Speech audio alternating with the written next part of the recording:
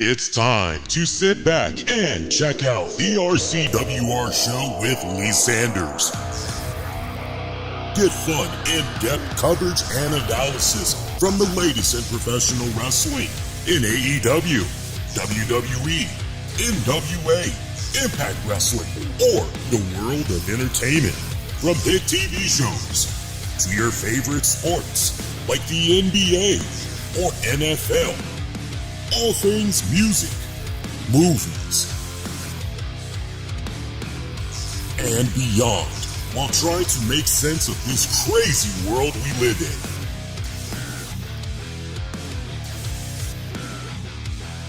All while keeping it honest, insightful, and interactive since 2011.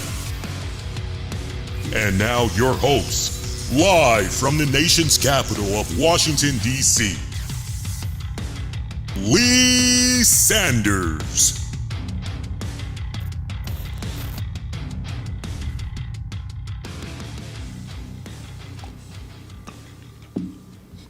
Hey everybody, what is going on? Covering the latest in wrestling, entertainment, and beyond since 2011. You are checking out a new episode of the RCWR show for this, Wednesday night of August 2nd, 2023. I cannot believe August is already here because, god damn, 2023. I don't know how it's been for you guys, but definitely for me, a lot of times this calendar year, it's gone by extremely fast. It only feels as though maybe it was almost 6 months ago.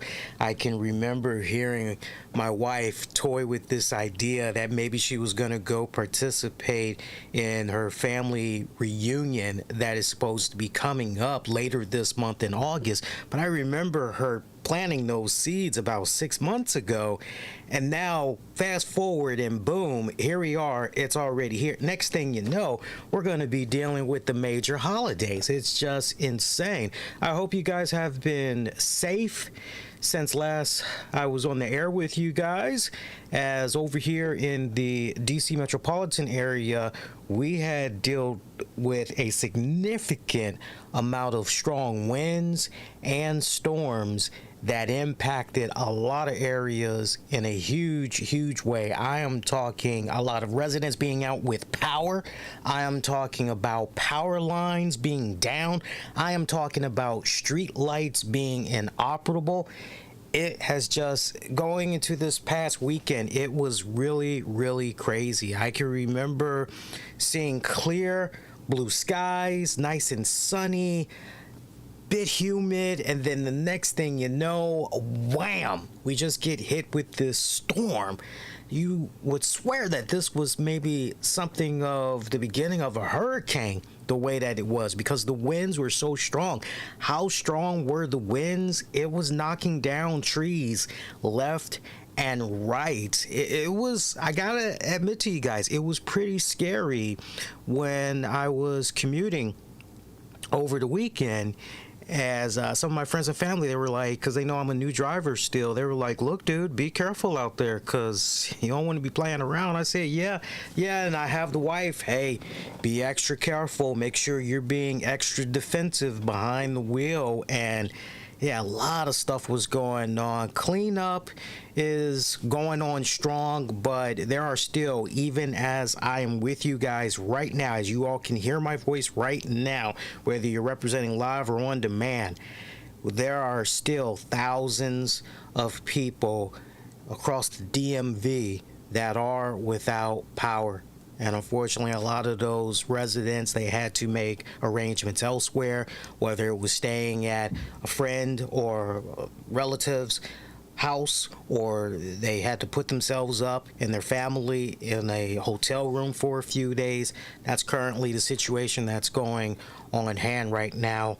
And besides that, I didn't want to talk about it until in more detail here on the show, and until I was able to really be able to gather myself, compose myself a lot better, and everything. But I was on hand literally less than 24 hours ago on a multi-collision automobile accident on the Beltway. I was one of a few Samaritans that had came at the scene of such a horrific automobile accident.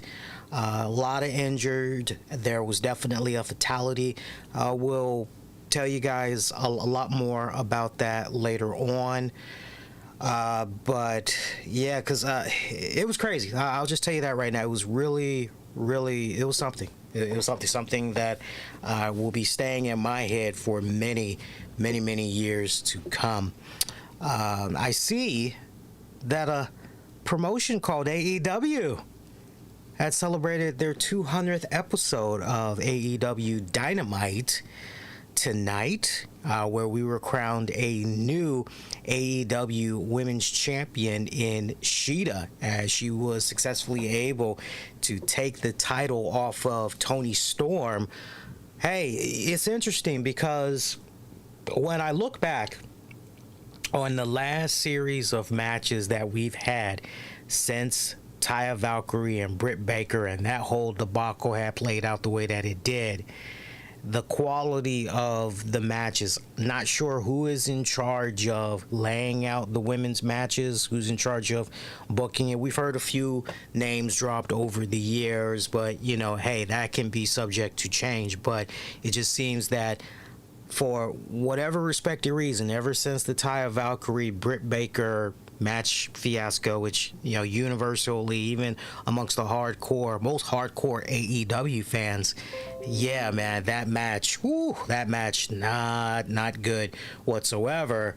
It seems that the quality that we've been getting past that for women's matches particularly, it's been better, to the point you go to this match that we had tonight between Storm and Shida, and I enjoyed it. And look, as far as Toni Storm no longer being the AEW Women's Champion, I have no problem with the move that was made, honestly, because it just seems that the Outcast stable, it really wasn't going anywhere. It felt and fell flat almost on arrival, and I appreciate them when they tried to do their very best with that angle where they recruited Ruby Soho and everything, and it did make things interesting for just a hot minute, but it sizzled out. You know, that was something that really wasn't doing anything. So they tried. I give all involved a lot of credit, but it just honestly at this point feels like it really had ran its course. And I'll echo those sentiments and expand upon it even further by adding this. You have Saraya Knight, who has somehow been able to defy all the odds, told, hey, this looks like it's going to be it for you as far as wrestling again. This is pretty much it. Stick a fork in it, sister. You're done. You better look into some other avenues. And she managed to defy all the odds, come back and wrestle again and everything. And the fact that honeymoon period for her as a wrestler, you know, she comes back as a babyface. Fans ecstatic, very happy to see her, welcoming her back with open arms and everything.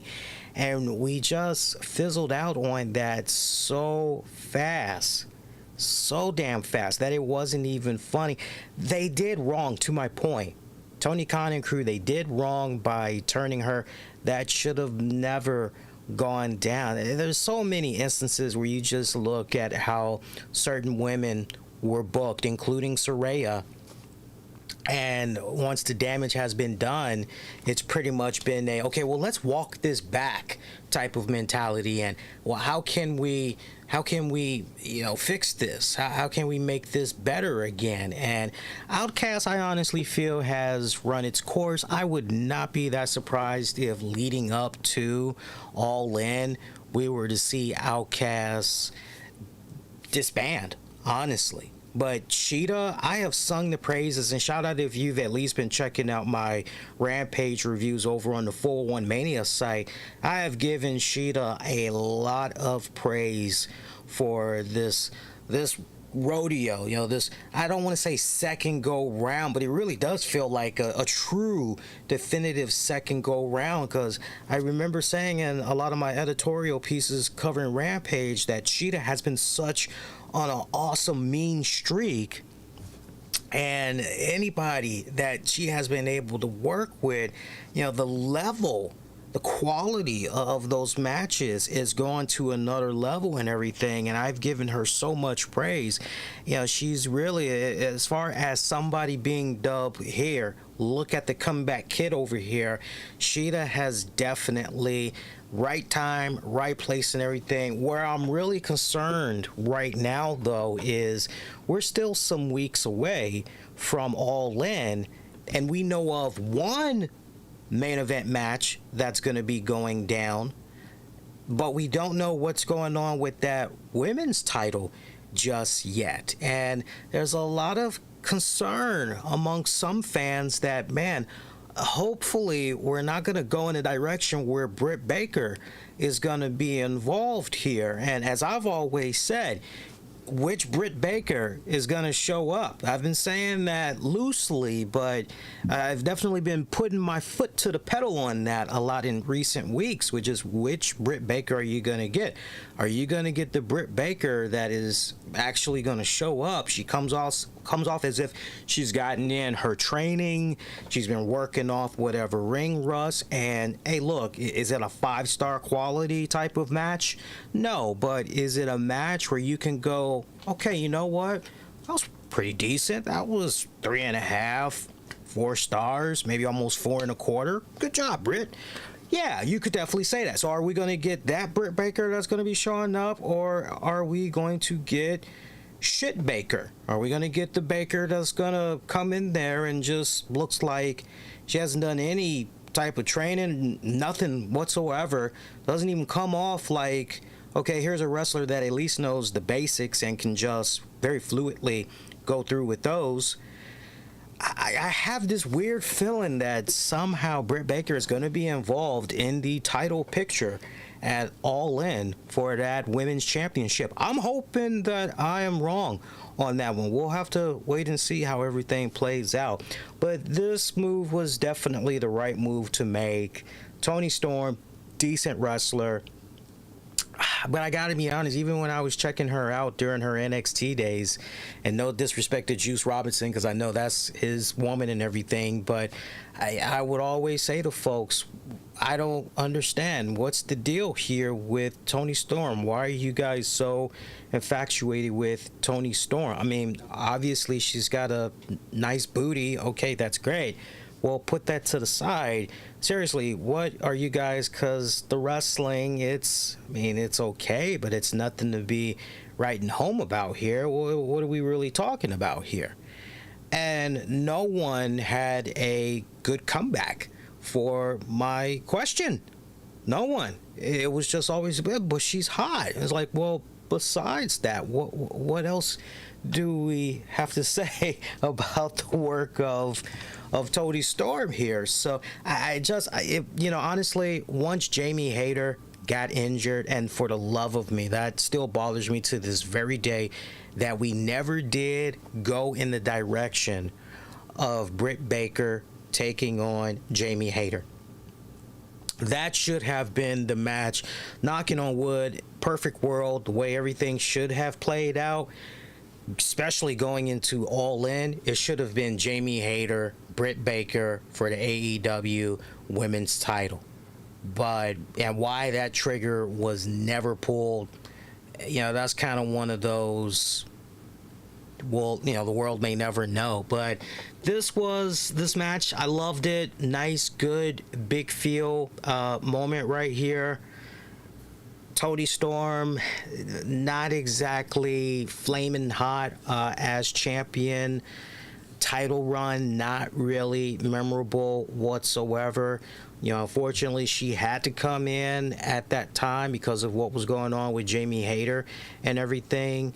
But the fact that the real backstory to this, hey, look, Sheeta, she was the pandemic champion here, and not for nothing, but she was a champion just going around in an empty arena here. She really didn't get a true definitive title run, a well-deserved title run at that. And to basically have this full comeback type of story for her, right here and now, timing and everything is perfect. This was a good match. Shida getting the right moment that she rightfully deserves, because she's been very consistent since she's been back. So good stuff right there. Of course, I was talking about main event match. So we now know one of the main event matches for AEW All In. It is going to be MJF defending the Triple B against his good friend in Adam Cole, Bay. I loved how this segment had played out. We had MJF out there. Love how he was connecting with the crowd, going over that such a sad, tragic story about how he was a little kid and people were throwing, rolls of quarters at him or whatever, and saying derogatory, I don't even want to repeat that, okay? Even if it came from out of his mouth, I don't even want to repeat that. That was just, head shaking to hear those things. And I loved how we have this conflicted character of MJF, a man that we have grown to despise for so long. For some of us, definitely before AEW, MLW days and all that. But, we're seeing this guy admit, hey, piece of shit? Yes, definitely.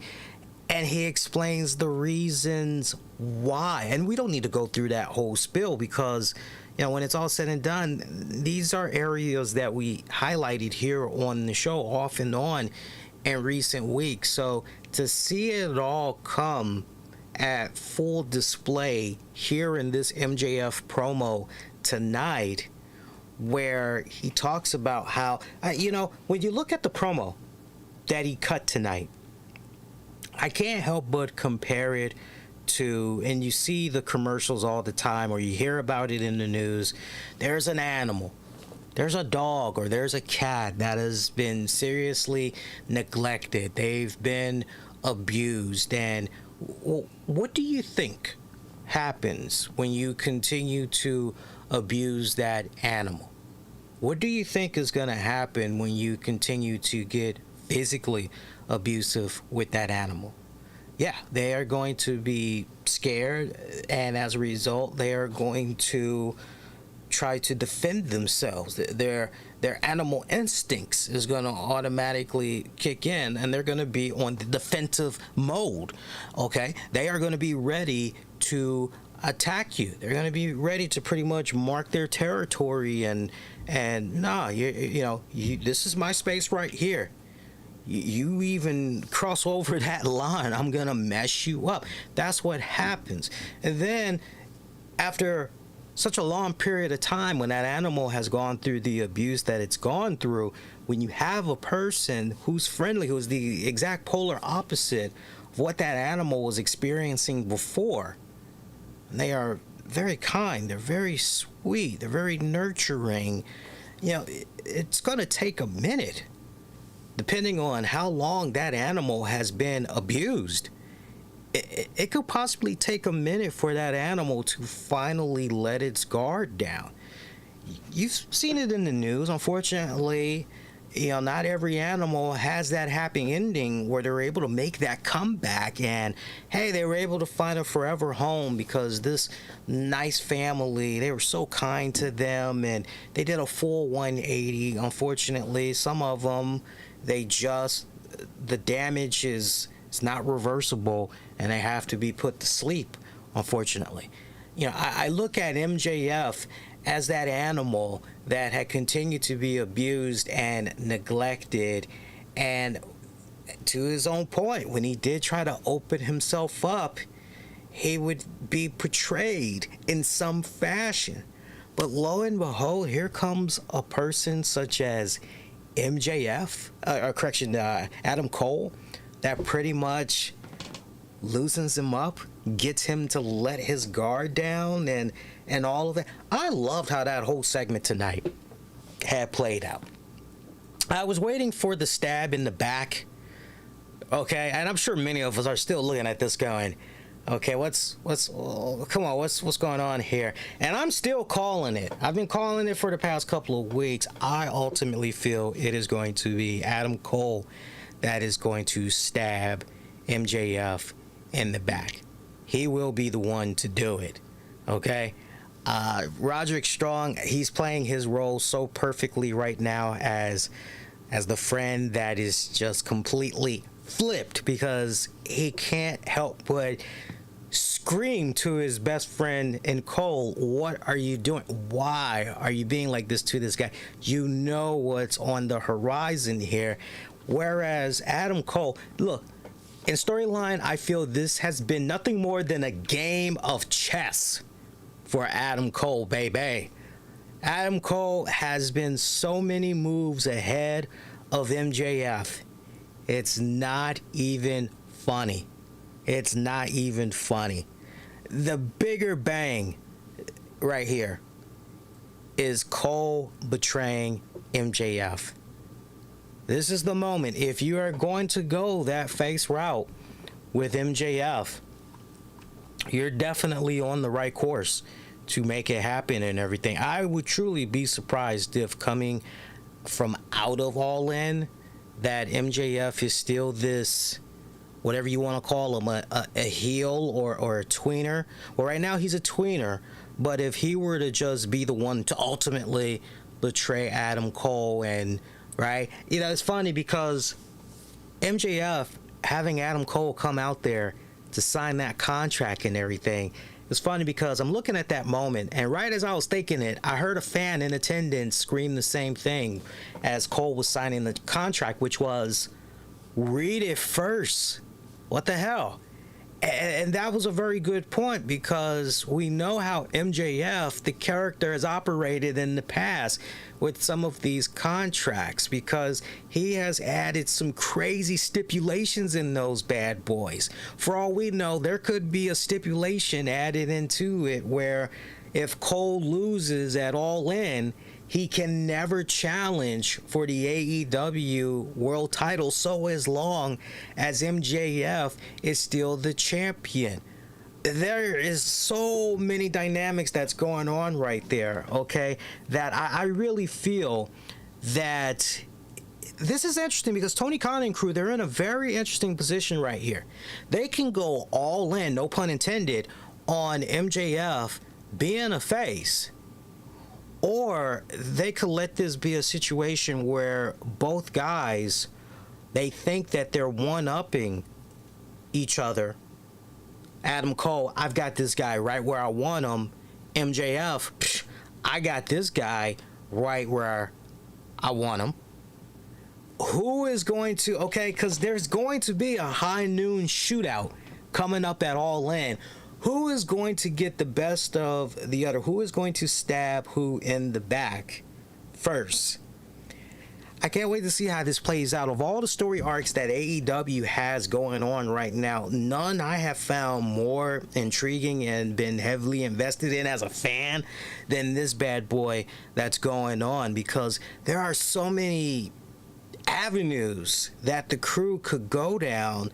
You know, you just don't know. It's so close to call. You have a good idea as a fan where you'd like to see this go, but will it actually go there, right? So I like what's going on with this. Definitely like what's going on with this. Hey, have you guys been enjoying yourself so far? If you haven't done so already, definitely make sure you hit that like button, subscribe, so you don't miss out on future content. Represent. Check out the show on demand, on the downloads. We're all over the place. We got the Apple Music. We got the freaking Spreaker. We got Spotify. We're all over the place. We're no longer on Stitcher, as many other podcasts have experienced. Stitcher, that's it. They have stuck a fork in it after over 10 years.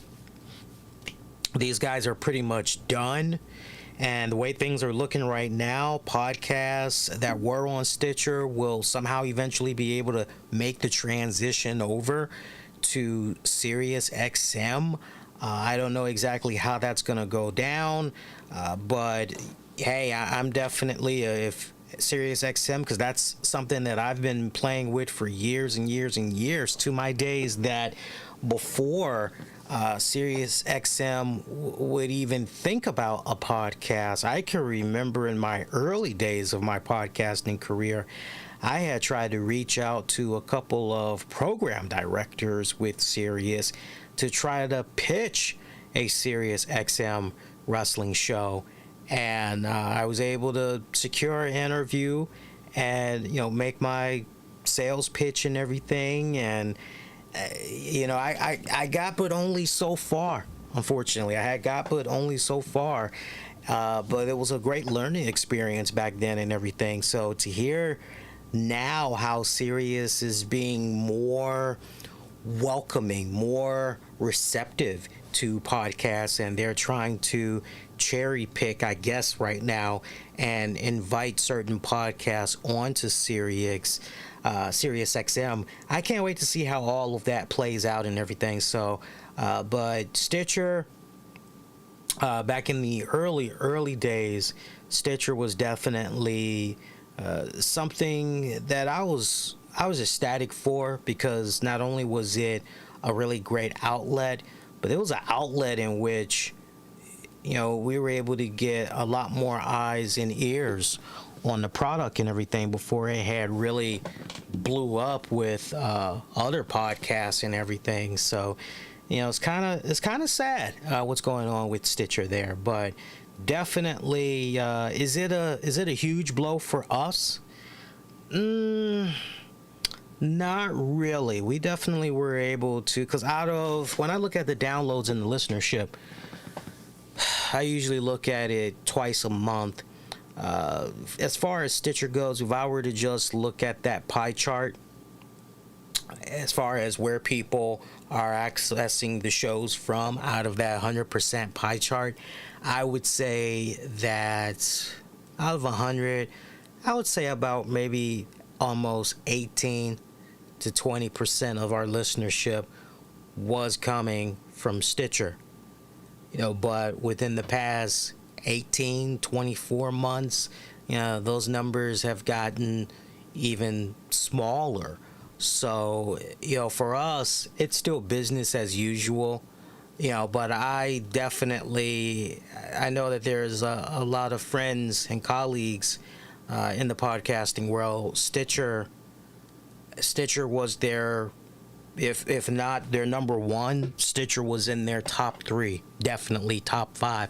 So they're losing a lot of listenership right there, unfortunately. And you just hate when that type of stuff happens, because statistics have shown, and a lot of veteran podcasters like myself, we need to be very vocal about this, especially to new aspiring podcasters. When you have situations like this go down, where a platform is going to be defunct, you are lucky if you can even tap into up to 3% of that listenership that exclusively was checking you out on that respective platform. You're lucky if you can tap out of 100%. Understand something: when a platform discontinues, you're not going to be able to get your full 100%. That's never going to happen.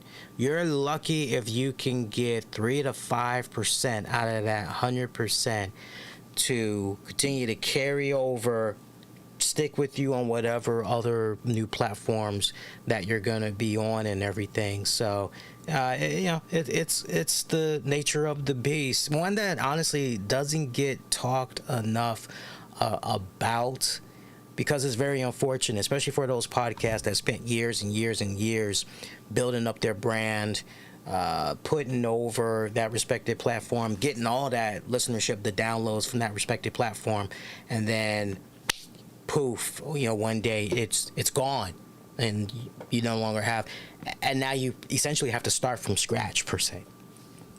something to think about. Some other stuff that had went down from tonight's AEW Dynamite that we can get into here on the show. Chris Jericho and Takesha defeated Sammy Guevara and Daniel Garcia, and we were prepared for this match from last week and everything, as Don Callis was the one that got this match set up and everything.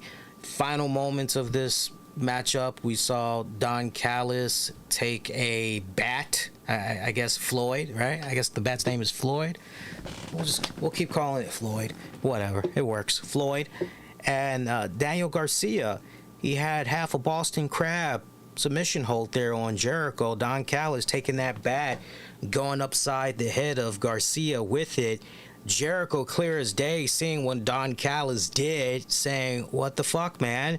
And he's looking on at him, feeling so betrayed. But at the same time, a win is a win, right? Jericho reluctantly going for the cover. Referee was distracted, by the way.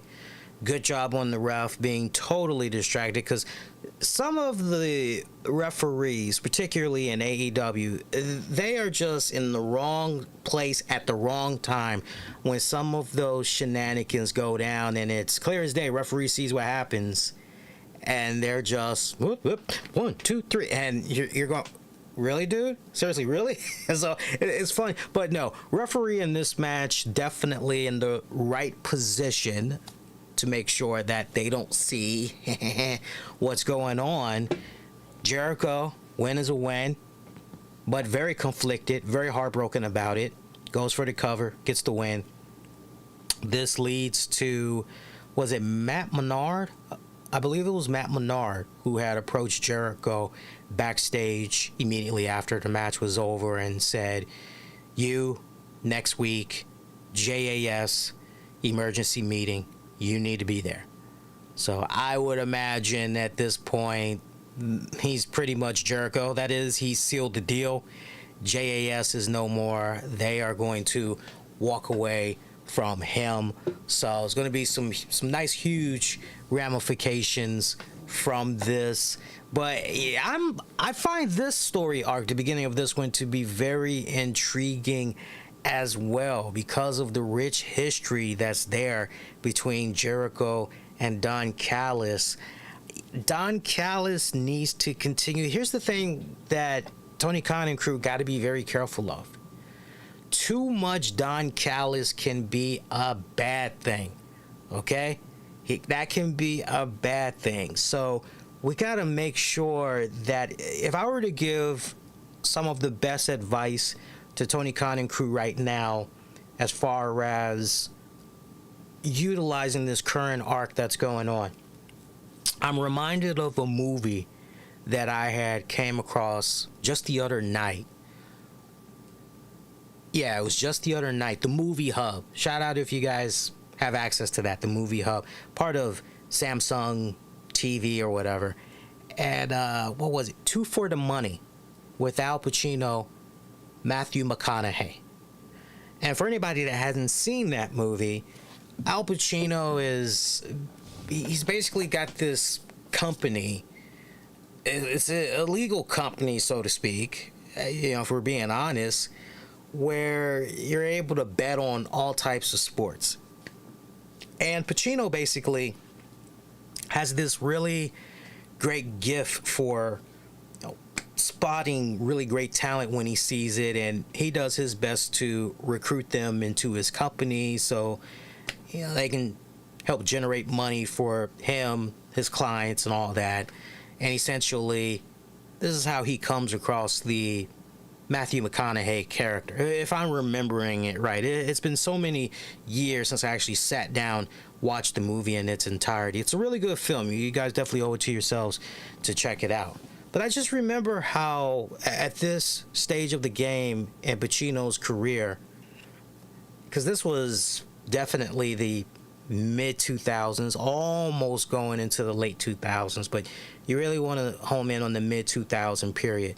Now, you had that run there where Pacino was pretty much being the guy, okay, I'm going to be the OG veteran here, but this is about me kind of being in the background and watching these other people do all the work, right? Two for the money. You could almost make an argument that Pacino is playing the same character had they not died from The Recruit with Colin Farrell.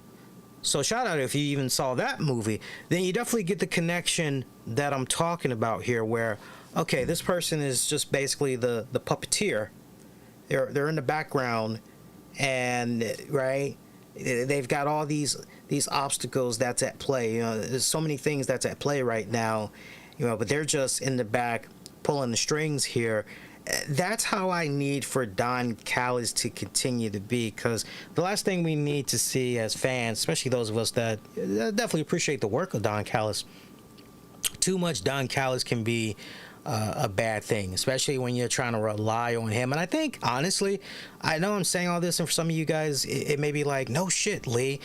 But you'd be surprised, because there's been some instances several weeks back where we saw Don Callis come out there and he's basically in the middle of the ring trying to carry a segment almost by himself for, I think, if I remember right, it was a 10-minute segment, and Callis was out there for at least 5 of those minutes. And yeah, he was getting the boos, and that's great, right? Any type of reaction is better than no reaction at all. But it became flat very, very quick, okay? And that's not a disservice to him, but he can only do but so much. So the fact that you've got him bouncing off of Jericho, and then you've got Takesha that's in the mix and everything, these are some really great ingredients, especially when you have a conflicted Jericho, where I hope, as far as the direction that this really goes and everything, amplify the hell out of the fact that Jericho and AEW probably wouldn't have happened if it wasn't for Don Callis. You can easily trace everything back, because everything from New Japan with Kenny Omega, Chris Jericho, Don Callis pretty much being at the center of it all. Yeah, you want to go back to those days when it was Jericho. I'm drawing a blank on the other guy right now, but their best friend and everything. Bad News Barrett? No, not Bad News Barrett. Bad News Brown. I can't think of the guy's name right now. You guys know what I'm talking about. And don't at me after the show is over and done with, and then you guys comment. I'll already know by then. I love you guys, but you guys got to stop doing that. I will literally say something, and I'll draw a blank on the show, and then as soon as the show is over and I'm mixing the audio down, I'll typically remember it. But then I'll have some people that will actually message me days later. Yeah, you were talking about it was, and it's, dude, I already know. It's like I already know. Of all the things to comment on, it's like, yeah, it was like, I appreciate you guys, so I love you guys. But yeah, you can go, bring up that revisionist history. I wouldn't even mind it if Vince McMahon was brought up.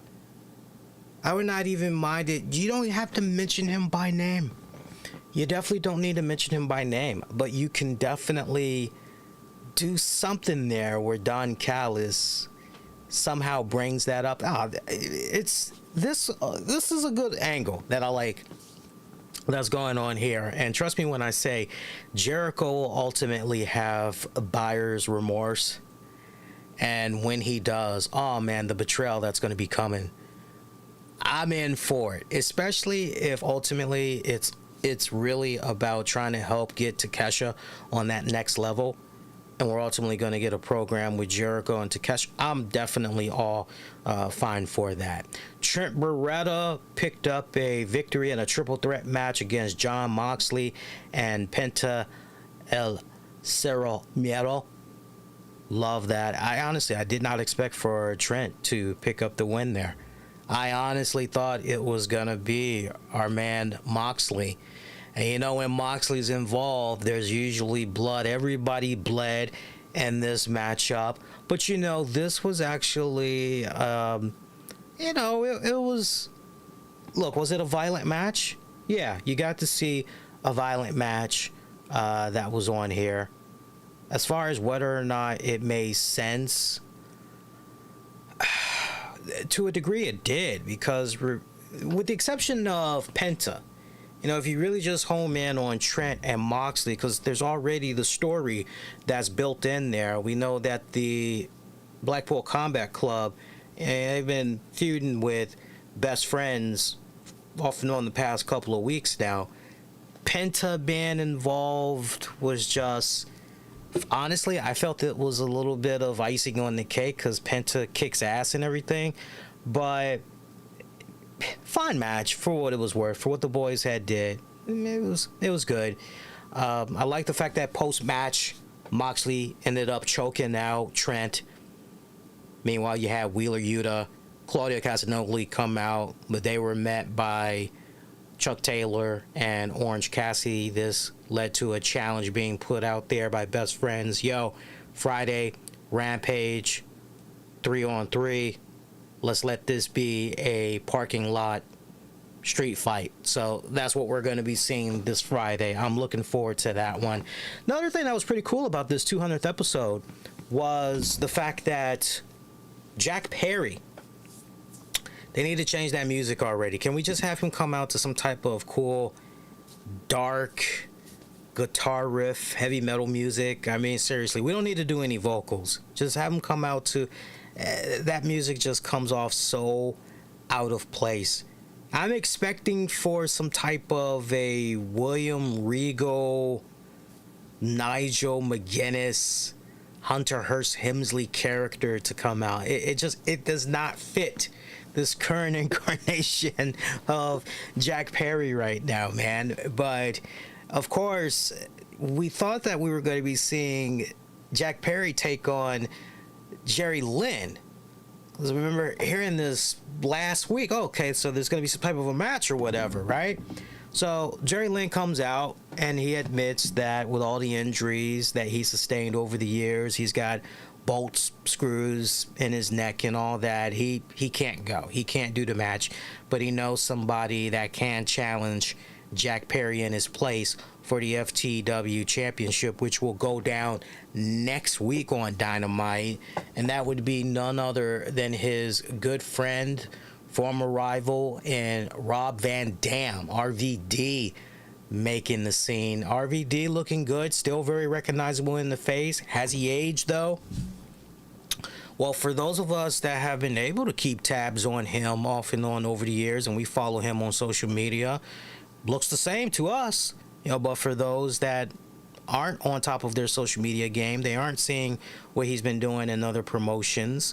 I can definitely see them. Hey, he's gotten a lot older in the face. He's gotten a little bit heavier, and all of that.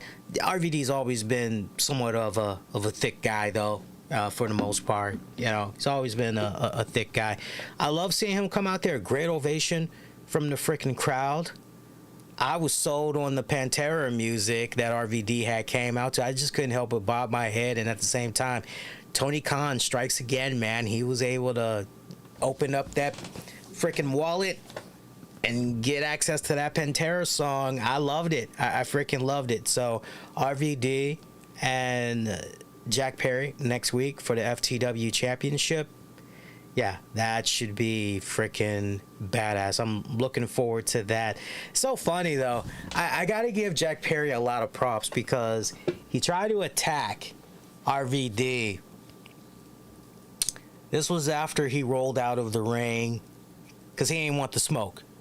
So as Jerry Lynn and RVD were pretty much embracing one another, talking and everything, Jack Perry tried to grab a steel chair, come from behind and hit RVD with it. RVD, I guess he sensed it was coming and he was able to grab the chair.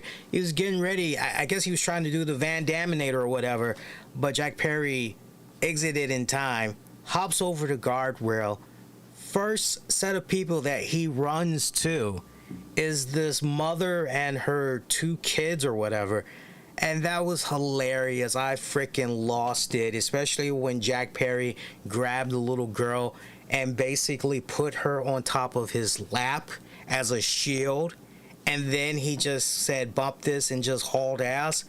Oh, Oh, it's little things like that that has me go, you get this, you are just fine as this chicken shit. I'm loving it. I'm freaking loving it. More please. That's all I have to say. More please. What else had went down? Ring of Honor Tag Team title match. Aussie Open successfully retaining against Commander El Hero del Vikingo. Bunch of flashy stuff as far as I was concerned from that one. Didn't Jeff Jarrett and them do something? I'm just checking in my notes here. Yeah, the Elite. The Elite had defeated Jeff Jarrett, Satnam Singh, Jay Lethal. Pretty good 6-man. Was that a 6-man? Yeah, that was a pretty good 6-man tag. No. Elite, Jeff Jarrett, Satnam Singh, Jay Lethal. No, it was a 3-man. Yeah, it was a 6-man tag match, 3-on-3. I'm remembering it right. Elite having some good news to share with the AEW fans in case you had missed the press releases shared earlier in the day. They revealed that they have inked a multi-year deal, a extension with Tony Khan and AEW, so they hope to be around for another 200 episodes. Look, we hear these things about multi-year deal. We just got to assume that it's probably for another 3 years at most, with a option for a 4th year to be picked up by Tony Khan, or they can opt into that 4th year. I would imagine it's somehow structured in that capacity. One thing that I did find rather interesting is the fact that Kenny Omega, he said in regards to the Elite, you'll be seeing a lot more of them, whether it's AEW, ROH, Rampage, or even Collision. I honestly would not be surprised if one of the main reasons why we didn't go into the whole CM Punk and the Elite is because contracts needed to be ironed out first. So I do believe that a lot sooner rather than later, we will see CM Punk and the Elite do something. Mark my words on that. Will it happen during this respected calendar year? I don't see it happening. I don't see it happening in 2023. I could see something playing out first quarter, no later than second quarter. I would actually be shocked if, we're just now getting to this in the second quarter of 2024. But I expect first quarter of 2024, we're finally going to see all of these personalities clash when said and done. And you know what? Good for Tony Khan for being able to ink a new deal with the Elite. I would imagine that because of what all had transpired with Cody Rhodes, I wouldn't be surprised if TK basically said, you know what? Damn, I called his bluff. And all right, I thought he was jive talking, but goddamn, he was serious. They did want him back. And to the point, you look at that Cody Rhodes documentary on Peacock. By the way, as far as the talk of AEW Dynamite, that's it, right? We can stick a fork in it. That's done. Solid show, for a 200th episode and everything. A lot of fun action that was in this. It's nice also looking back at the Dynamite history and all that. Some really good moments and everything. And they're finally starting to really set up All In and everything. It's a nice way to go through 2 hours pretty quickly and everything. But the Cody Rhodes, Becoming Cody Rhodes on Peacock special, I did have a chance to finally watch that, and I can't stress it enough. You definitely need to go out of your way and you need to watch that. Now, I want to warn you guys beforehand. The documentary is almost 2 hours. It clocks in at an hour and 58 minutes. Now, before you moan and groan and go, man, that's such a long, it's worth it. It's worth it. Whether you do a graveyard shift, you're having a hard time sleeping, you just want to check out something that's pretty entertaining, you got to check out that documentary. Take it from me. If I'm telling you that I highly recommend you go out of your way to check this out. And remember, back in the day, a long time ago, I used to stay reviewing shoot DVDs, WWE new DVDs, especially talking about the documentaries and all of that.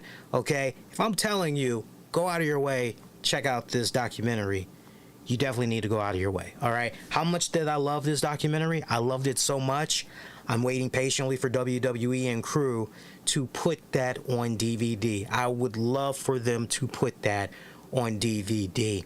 I'm not gonna go through the full-blown rundown, just really key points that really caught my eye and everything.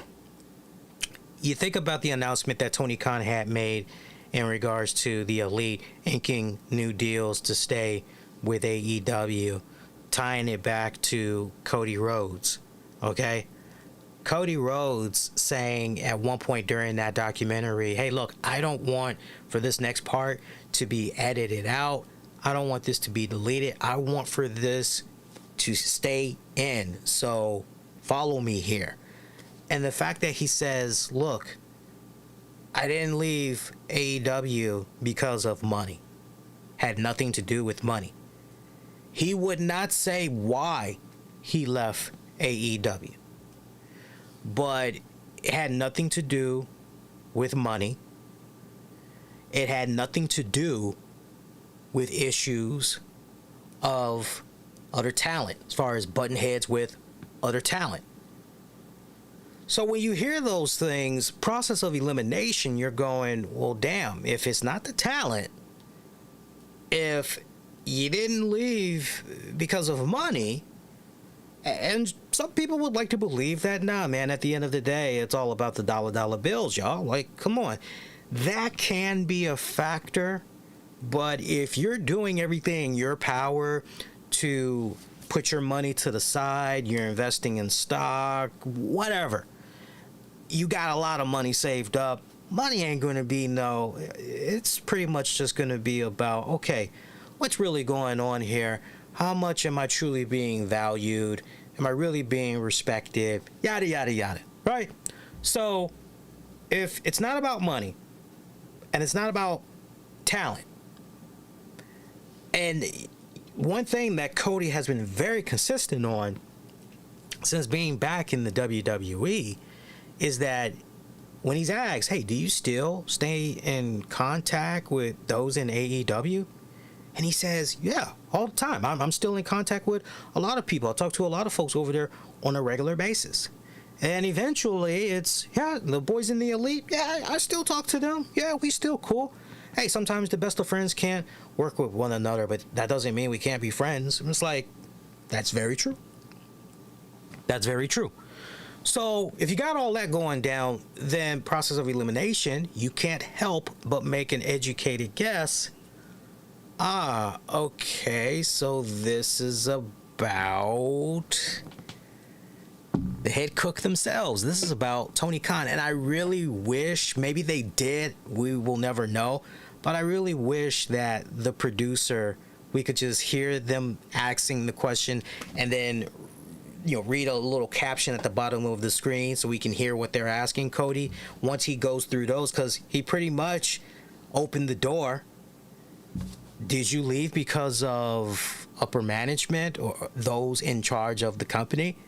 And if Cody would have just been able to say no comment, then that definitely would have sealed the deal and tell you all you need to know. But I mean, the breadcrumbs is definitely there. It's safe to say that the more hands-on Tony Khan, remember, we saw how it was when Tony Khan was just pretty much, yeah, guys, go ahead, do your thing.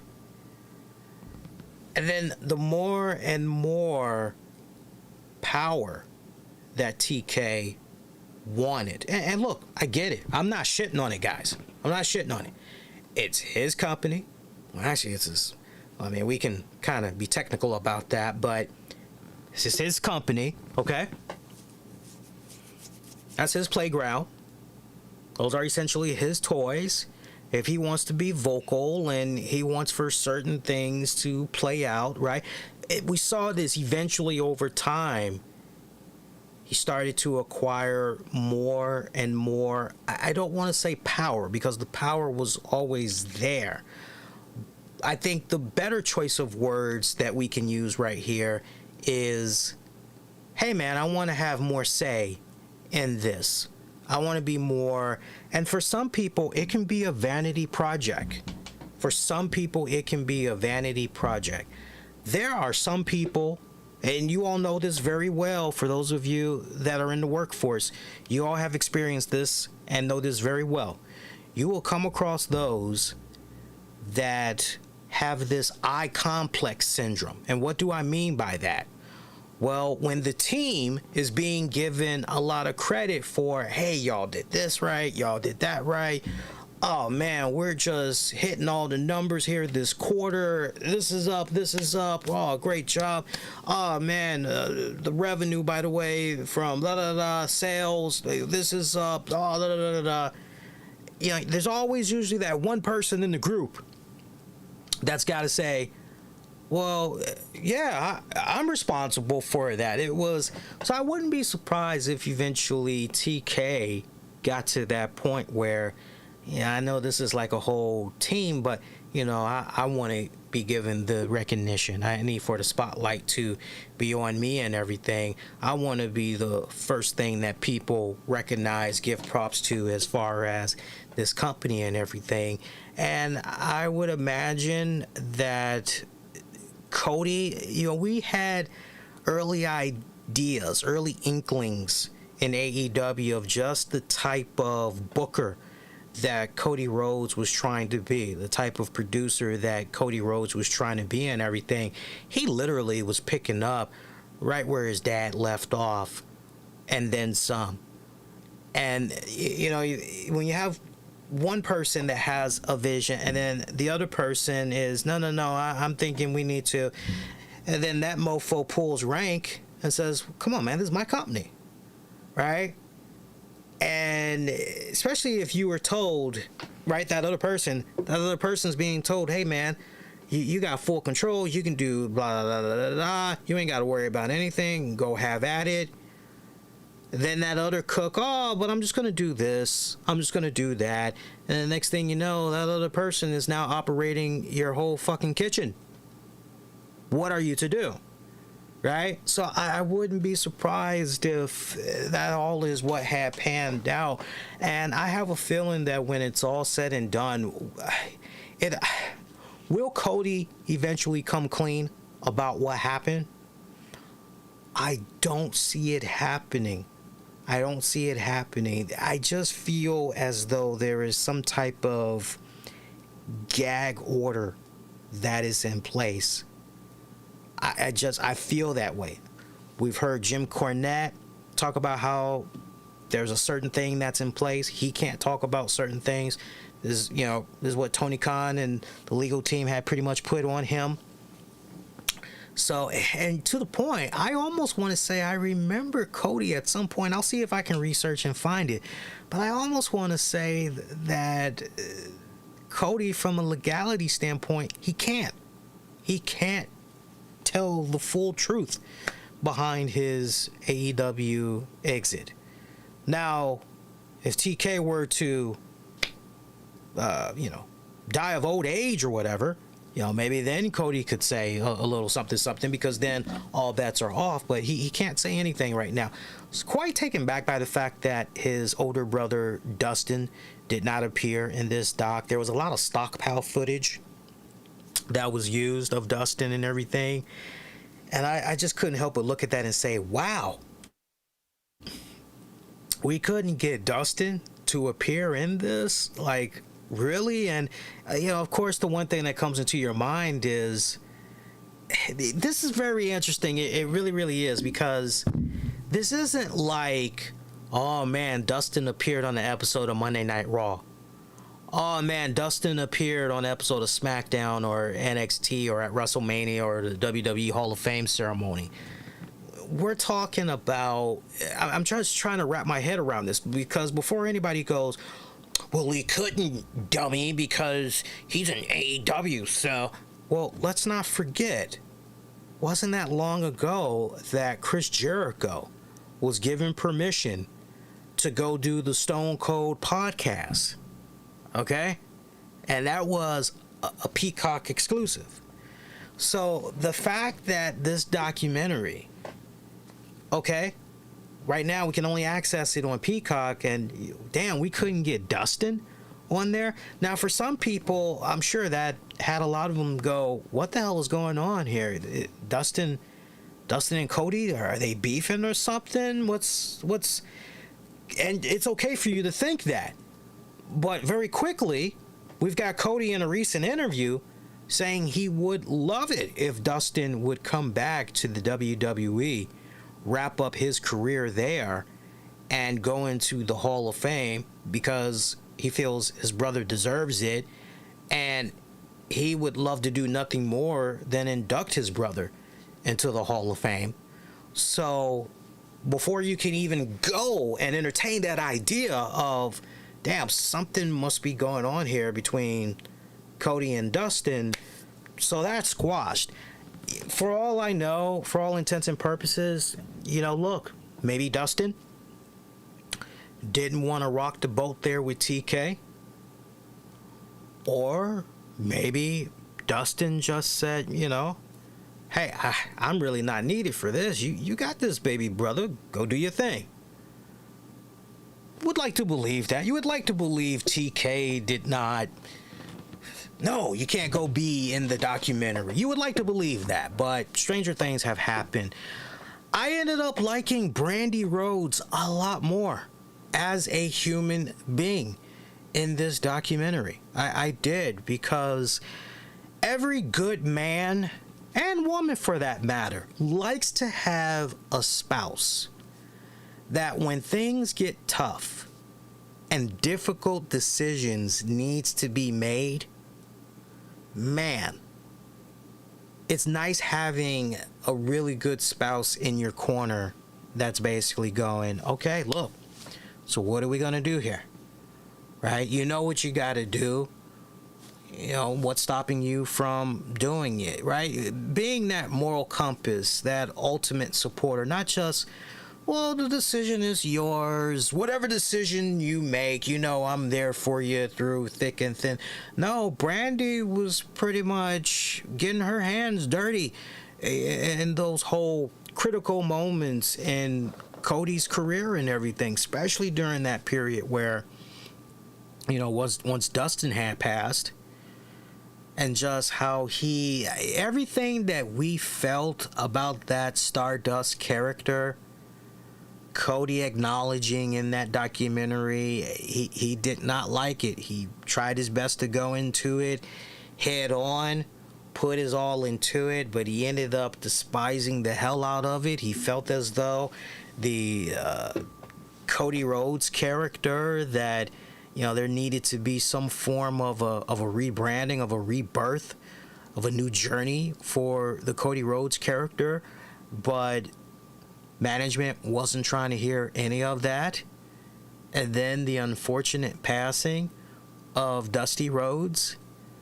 And, it's so funny. Not funny, but, kind of when you think about it, because I'm thinking back to that period where Dusty had died. And I remember clear as day how everybody was going, oh man, Dusty's dead, man, and this guy's still pushing Stardust. Nah, man, you need to be out there as Cody. What the hell, man? What the hell? And I do remember feeling that way internally.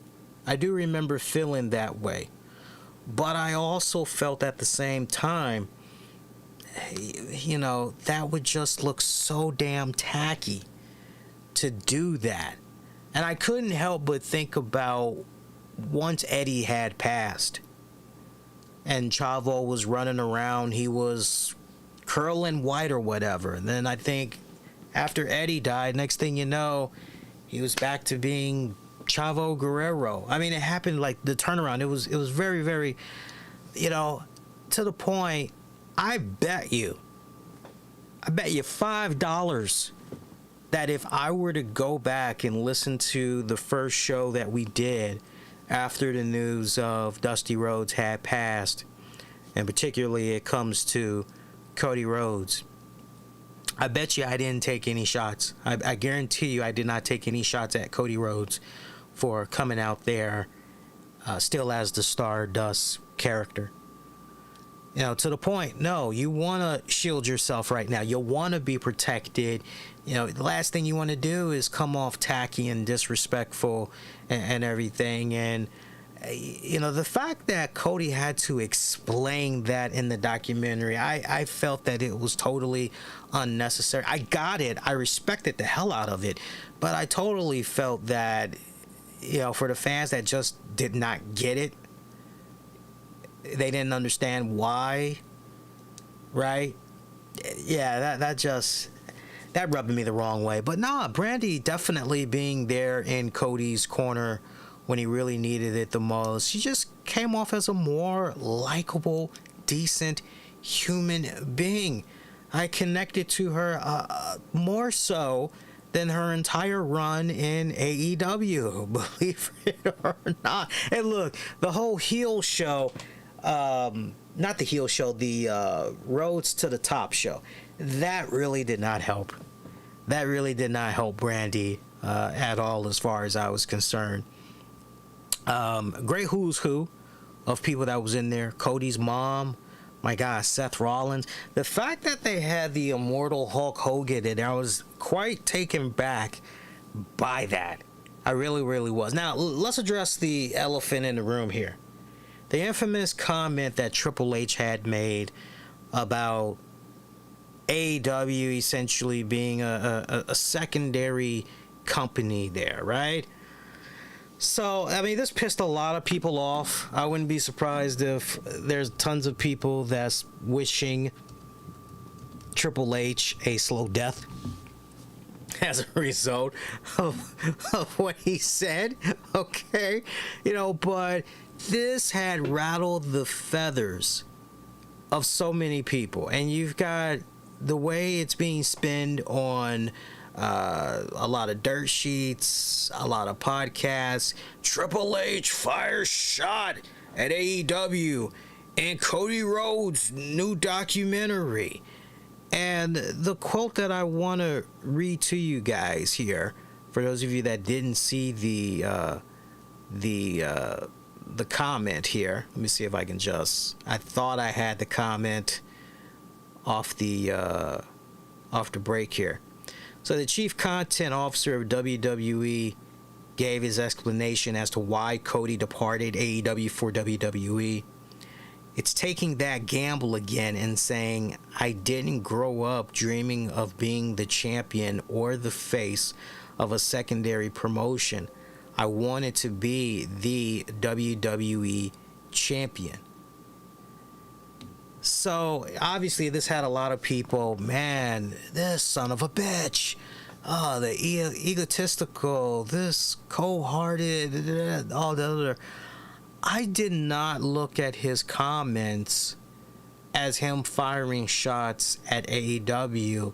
Now, before people go, you're being naive, you're being silly, you're being blinded, you WWE mark. I'm looking at it from this standpoint.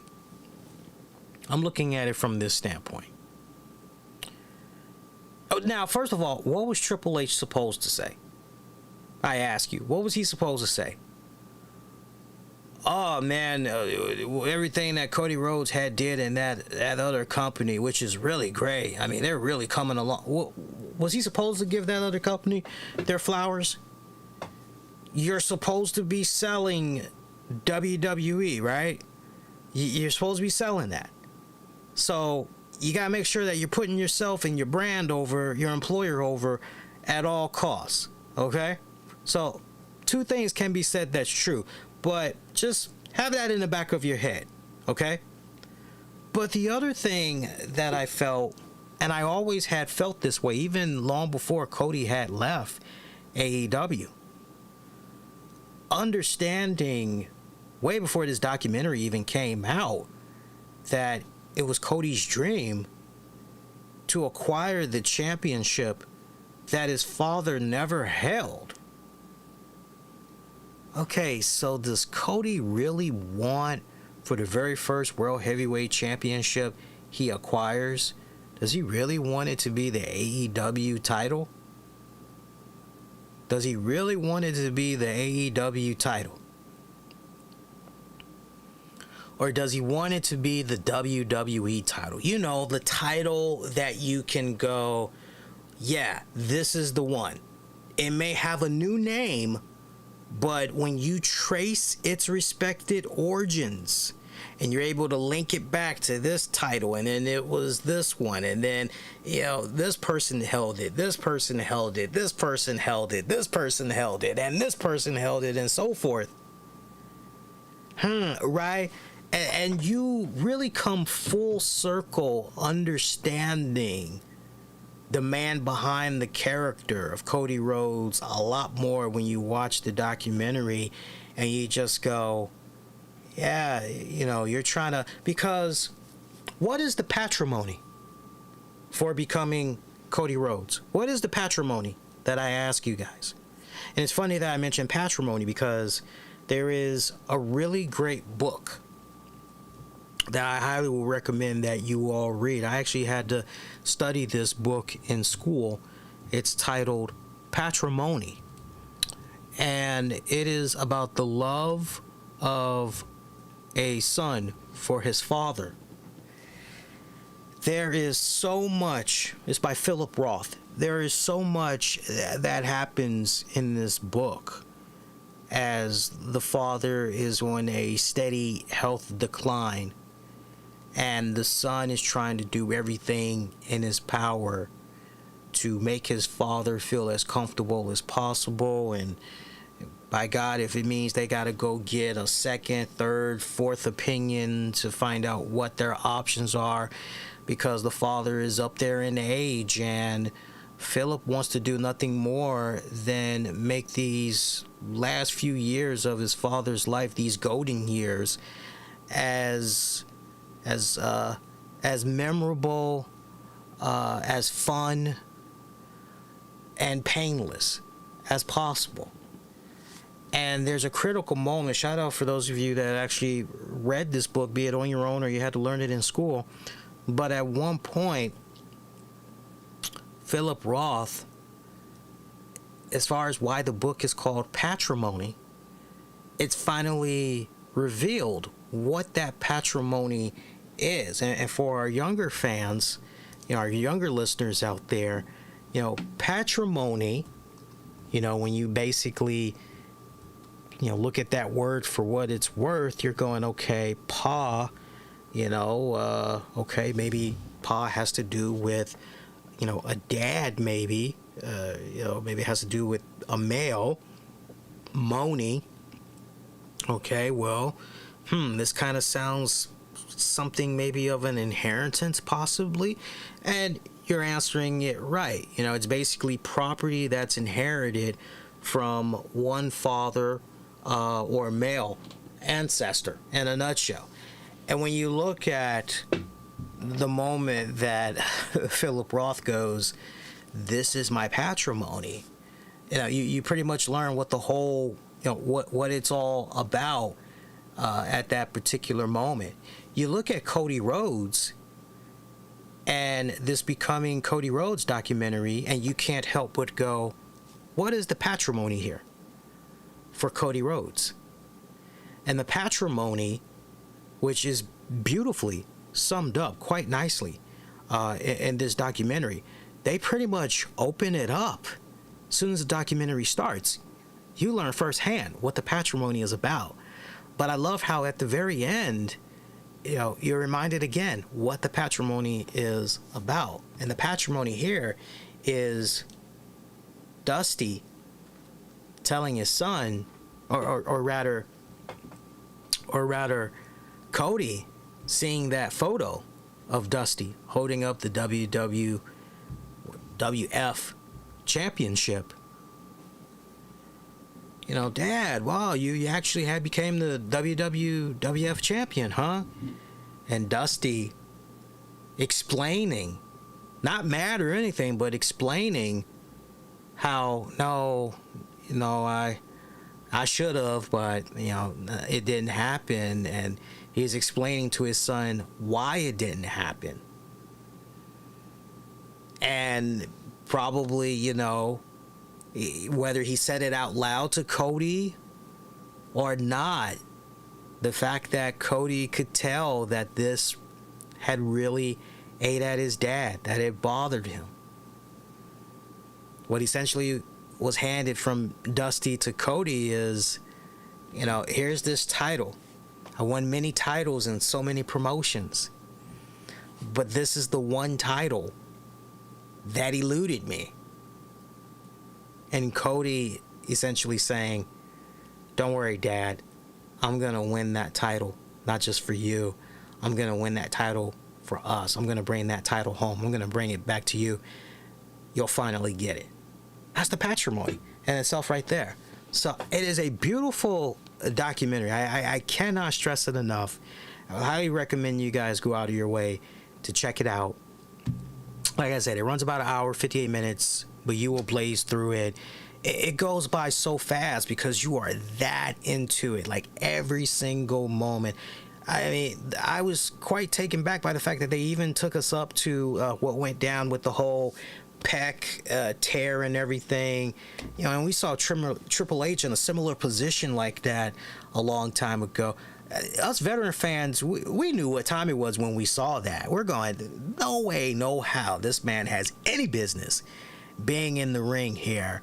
That shit has to hurt. And he's lying his butt off. Please. But you got Undertaker with the old school mentality, which is if you can walk, you can go to the ring, right? He's from that old school mentality and everything. And Cody showing a lot of grit, one thing that you take away also from that documentary, besides the patrimony, that is from Dusty to Cody, you also take away the fact that Cody is going to be the one to dethrone Roman Reigns for that championship. He will get it. He will get it. I told you guys, they're going to run that back at next year's WrestleMania. And WrestleMania is going to be in Philly. Yeah, that's going to be Cody. I said that long time ago. I think I said that as early as the WrestleMania post show for you guys. I think I said it as early as that they're going to run this back. Don't worry about it. It's like we're just taking the scenic route, but we're going to do this, right? So good stuff. Check it out. You definitely will not be disappointed. Get into some more stuff. So we got loads more coming up. We'll get into the SummerSlam card. We'll preview that, offer some predictions. Don't need to be long-winded on the predictions. We'll definitely be in and out on that one. Got some more little wrestling tidbits that we can get into here. So nice, well-rounded show. We've been at it now for about an hour, 16 minutes, give or take. So a couple more items we can get into. Let's go ahead and let's jump into it. So one thing that I do want to bring to you guys' attention, since last we were on the air, it looks like WWE announced their second quarter earnings from 2023, and in that filing there were legal notes related to the board of directors investigation into Vince McMahon that happened last year. It was noted that McMahon was served with a search warrant and subpoena last month, back on July 17th, by the federal investigators. No charges have been filed. Remember, Vince McMahon was accused of sexual misconduct with employees, as well as paying hush money to cover it up. WWE is still paying for the board's investigation, as well as legal fees for various lawsuits.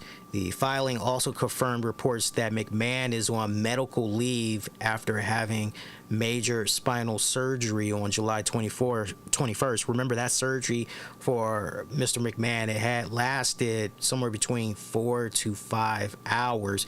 Now, he still remains the executive chairman, so he's probably calling a lot of audibles at home and everything. WWE had told CNBC, because in a new update that was provided by PW Insider, they reported that WWE issued a memo to all of its employees regarding the recent announced grand jury subpoena and search warrant issued to Vince McMahon. as it was discussed during the quarter earnings and everything. WWE had this to say to CNBC: "We believe this is a continuation of the investigation that commenced last summer. WWE has cooperated throughout and fully understands and respects the government's need for a complete process." Meanwhile, Mr. McMahon said, "I have always denied any intentional wrongdoing and continue to do so. I'm confident that the government's investigation will be resolved without any findings of wrongdoing." So the way I'm looking at this, the odds of Vince McMahon walking away from this, nothing else is going to be found. I say Vince McMahon has a better shot than Billy Mitchell trying to win that whole Twin Galaxy litigation thing that's going on right now. I don't know if you guys been paying attention to that, but Billy Mitchell, when you look at the deposition that's gone down, because it's eventually it's gonna go to trial, right? The whole deposition, that's just basically, hey, look, this is what we discovered. You know, what do you say, Judge? Can we have this basically go to trial, right? It's a discovery period, all this other stuff. They've got Billy Mitchell by the balls, and when you see this, I mean, this is some. When you see the way the prosecution goes in strategically, I mean, just it is a perfect dissection and how they set up Billy Mitchell. It is a beautiful fucking takedown. And the fact that Billy Mitchell's lawyers are trying to do their best to have this guy lie through his teeth. I don't want to spoil it for those of you that haven't seen the latest videos yet, but just go on YouTube, just type in, you know, Billy Mitchell, just type in deposition or 2023. You'll know when you come across it. It's been fucking, I had a hearty laugh. But look, I'm not going to bet against Vince McMahon. I know a lot of people have been betting against Vince McMahon for a lot of years now, but that's one name you just don't bet against him, because you will always come up short. You will always come up short. So I'm not betting against the man. Forget that. Tammy Sitch, meanwhile, will stand trial for the charges against her, including the DUI, manslaughter, and more. That's going to be going down this month. Her trial is going to be going down this month. Looks like it's set to start on August 21st. So it's expected to last a week. So hopefully, without any other delays, any other surprises, this will finally, and this woman will respectfully meet her day of reckoning. And you know, that's a story that we've been following very closely here on the show. I've been bringing it to y'all's attention. I'll definitely continue to stay on top of that for you guys. And it's kind of somber that I mentioned that whole DUI thing, because less than 24 hours ago, I had the displeasure of pretty much bearing witness to a serious automobile accident. This went down less than 24 hours ago. So let me set this up properly for you guys. So I had just got done doing a delivery with the missus. We were out in Temple Hills, Maryland. And you can read all about this. This is legit, right down to the point. I actually was interviewed by WUSA 9, Channel 9 News out here in Washington, D.C. I don't know if they had me playing on the late afternoon, evening, late night newscast, but I was on the 6 a.m., their 6 a.m. show. I think it's called Get Up DC, or I rarely watch that particular show. I watched all the other stuff, but I rarely watch the morning stuff, because the news reporter that I had spoke to, her name was Jess. You know, she told me, she said, you know, I'm gonna get this out ASAP because I want to have this be part of the 6 a.m. newscast, you know, pretty much at the start. I said, oh, okay. So I actually have it on the DVR. So anybody that's like, that's bullshit, like, clear as day, you know, they set it up. They show you scenes of the crash. And then they have a lower third that pops up. My name is on there and everything. You hear my voice. And as soon as you hear my voice, you go, yeah, that's Lee. So I was coming from Temple Hills. Just got done doing a delivery. Wife was with me. One of our dogs was with us, Chloe. And after we were done with the delivery, I was like, okay, let's head on home. It was going to take us at least 45 minutes to get home from Temple Hills. So we hit the Beltway, and we had like about 16 miles to go before we had to, like, because we were on this long stretch that we had to drive on. Next thing I know, from my side, because I was riding shotgun, I saw this car it was a white car. It just comes blazing fucking by. Georgia tags. And Tams was startled when she had saw this car. And I said to her, that guy is driving so goddamn fast. What a fucking putz. And she goes, yeah. And I told her, I said, if that guy's not careful, he is going to cause one serious accident. And I mean, this guy, like, we're driving at least we're probably driving maybe 45 to 55 miles per hour. We're going with the respective flow of traffic. This dude had to have been pushing at least, I bullshit you not, guys. This man had to have been pushing at least 80 plus miles an hour. And he wasn't just, he was doing reckless turns into the lanes without signaling the intent. It was extremely dangerous. Stay with me now, because this story is going to, and be warned, this is going to get extremely graphic. So for those of you that have got a very squeamish stomach, okay? So we're thinking, okay, that's it. We're not going to see that car again. Okay. So next thing you know, about maybe 10 minutes later, after we saw this car, maybe almost 10, 15 minutes after this car went past us and everything, man, I tell you what. I see this white car, and it's not clicking in my head just yet, but I see this white car that's crashed into this concrete barrier to our far left.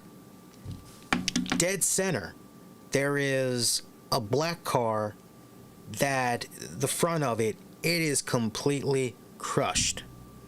And I see smoke that's just basically coming out of it. I see what looks like to be airbags that's exploded. And I'm just like, whoa. There's a black guy with an orange shirt, jeans. He gets out of his car. He goes. He's looking at the situation. We're slowly driving up, and this same guy, he's waving his hands, and he screams out loud, "There's kids in the car! There's kids in the car!" I say to Tams, pull over. She goes, we really... I said, God damn it, pull the fuck over. They need help. Right? So she pulls to the side. So we're over by the left side of the white car by the barrier.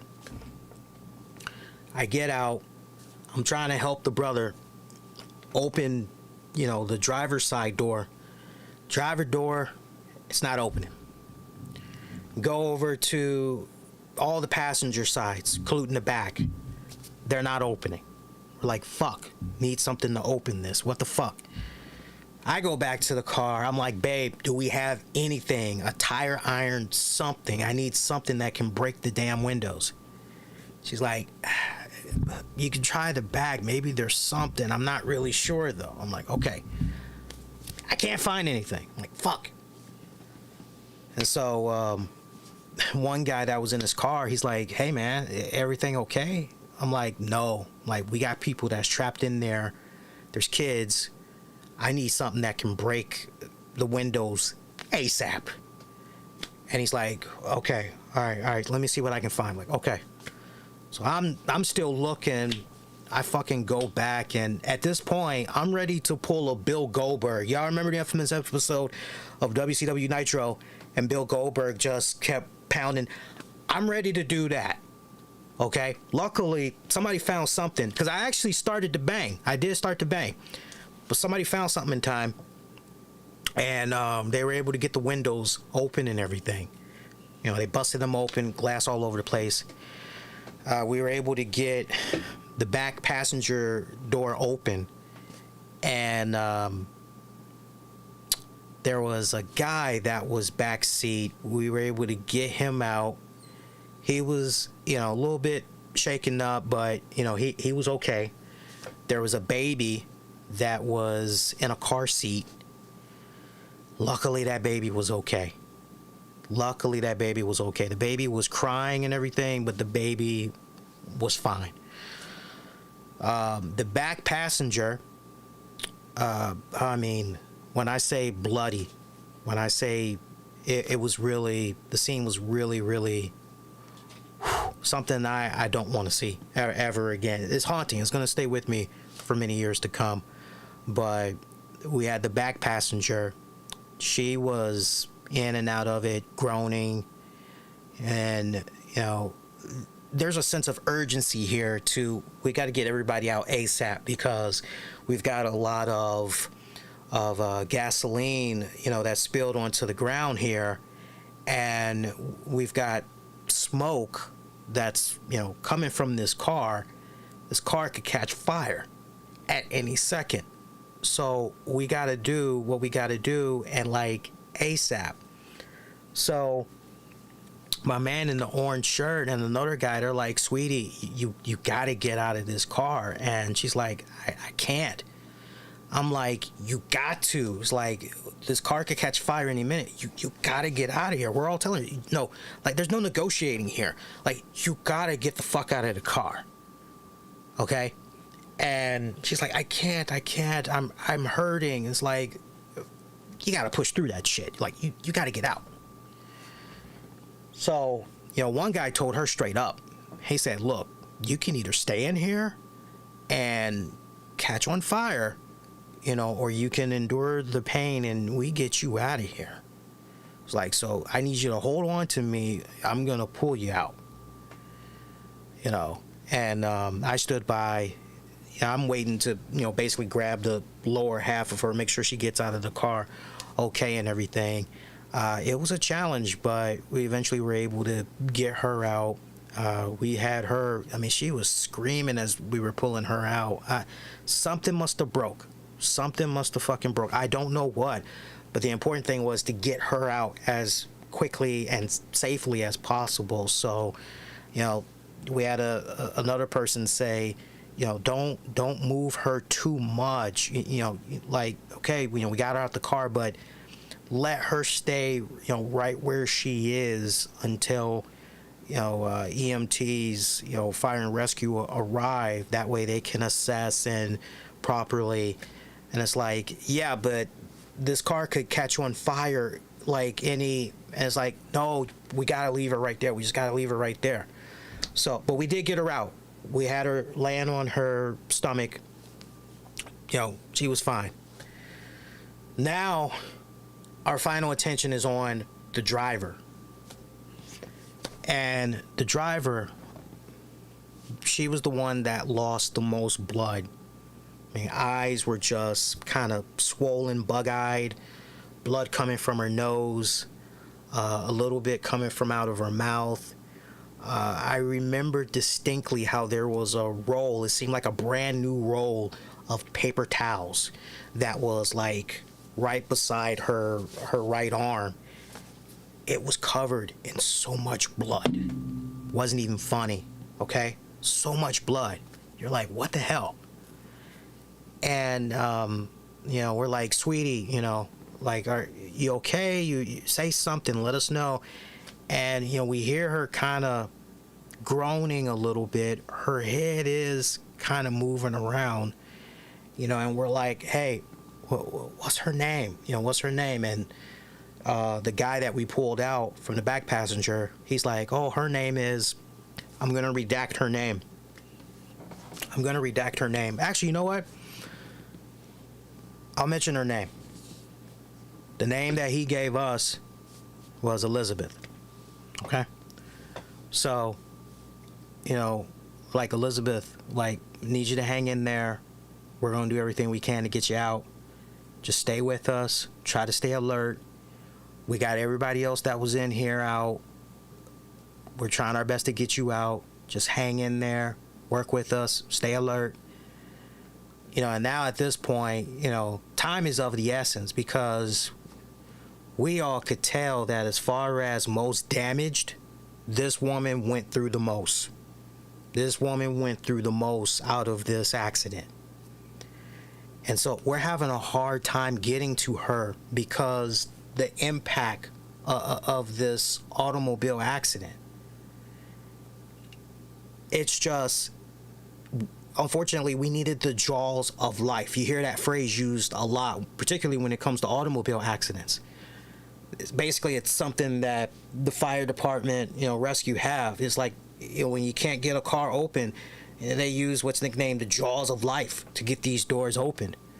So, you know, we're all there. You know, my guy in the orange shirt, you know, he was able to eventually work his way to checking up on her, because we got airbags all over, glass, everything. He's able to check up on her. We got an officer, you know, police, they've now arrived on the scene, as well as the sheriff's department, state, county, like, I mean, everybody's there.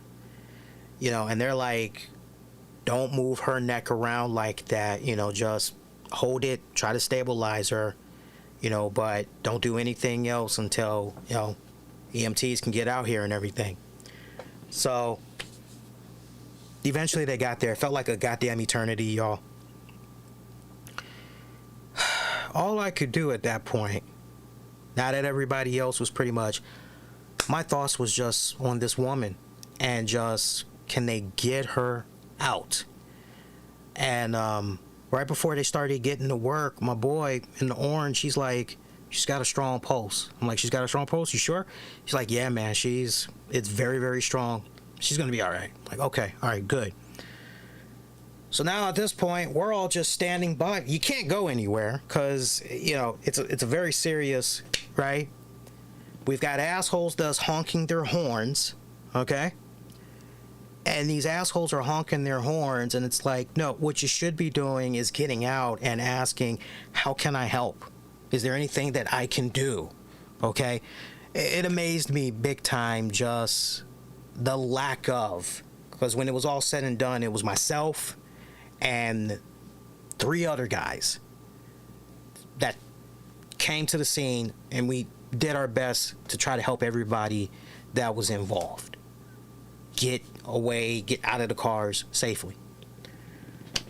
It took, you know, and I'm not trying to throw any type of shade at fire and rescue, but from what I saw, it took them at least almost 30 minutes to get Elizabeth out of the driver's side. You want to speculate, you guys go ahead. Is it supposed to take that long? I don't know. All I know is this woman lost so much blood. She's the one that is the least coherent. And the last visual that I'm pretty much left with after 30 minutes, you know, they finally get the freaking door open and everything. They put her on a gurney. Her shirt is off. And they're on top of her, giving her CPR. I fucking lost it. I bawled out in tears. And I said to Tams, I said, man, she's dead. I said, she's fucking dead. They took too fucking long. And, you know, it was rough. Y'all, I've seen some fucked up shit in my time. But that one, that really gutted me, because we tried to rescue everybody. And my boy in the orange shirt, he was like, I don't get that. Her pulse was strong. What the hell? And I'm like, I don't know. Eventually, we were able to get back into our cars, and we were safely instructed, just pass through here. And, they asked, did you see the person that fled? Like, no. I'm like, well, we got canines, and we got a helicopter helping us. We're gonna get him. And I told him, I said, I hope you guys get the son of a bitch. And like I told the news reporter, earlier, it's now Thursday, but like I told her Wednesday morning, I said, I really hope that in doing this interview, the main thing that viewers can take away from this is you're responsible for your actions the minute that you walk out the door, just like everybody else. And when you're on that road, you're not just driving for yourself, you're driving for others. So you got to be safe. You got to be smart out there. Please don't leave the scene of an accident. You're just going to make things so much worse. Unfortunately, they didn't use any of that. They just pretty much used the soundbite of me basically saying, yeah, I saw when he went past me and my wife, and I said to my wife, that's an accident waiting to happen. And my wife was quite taken back that was the only thing that they had used, because there was much more that they could have used, but for whatever respective reason, they had chose not to. Now let me give you guys an update about this son of a bitch that had caused this accident.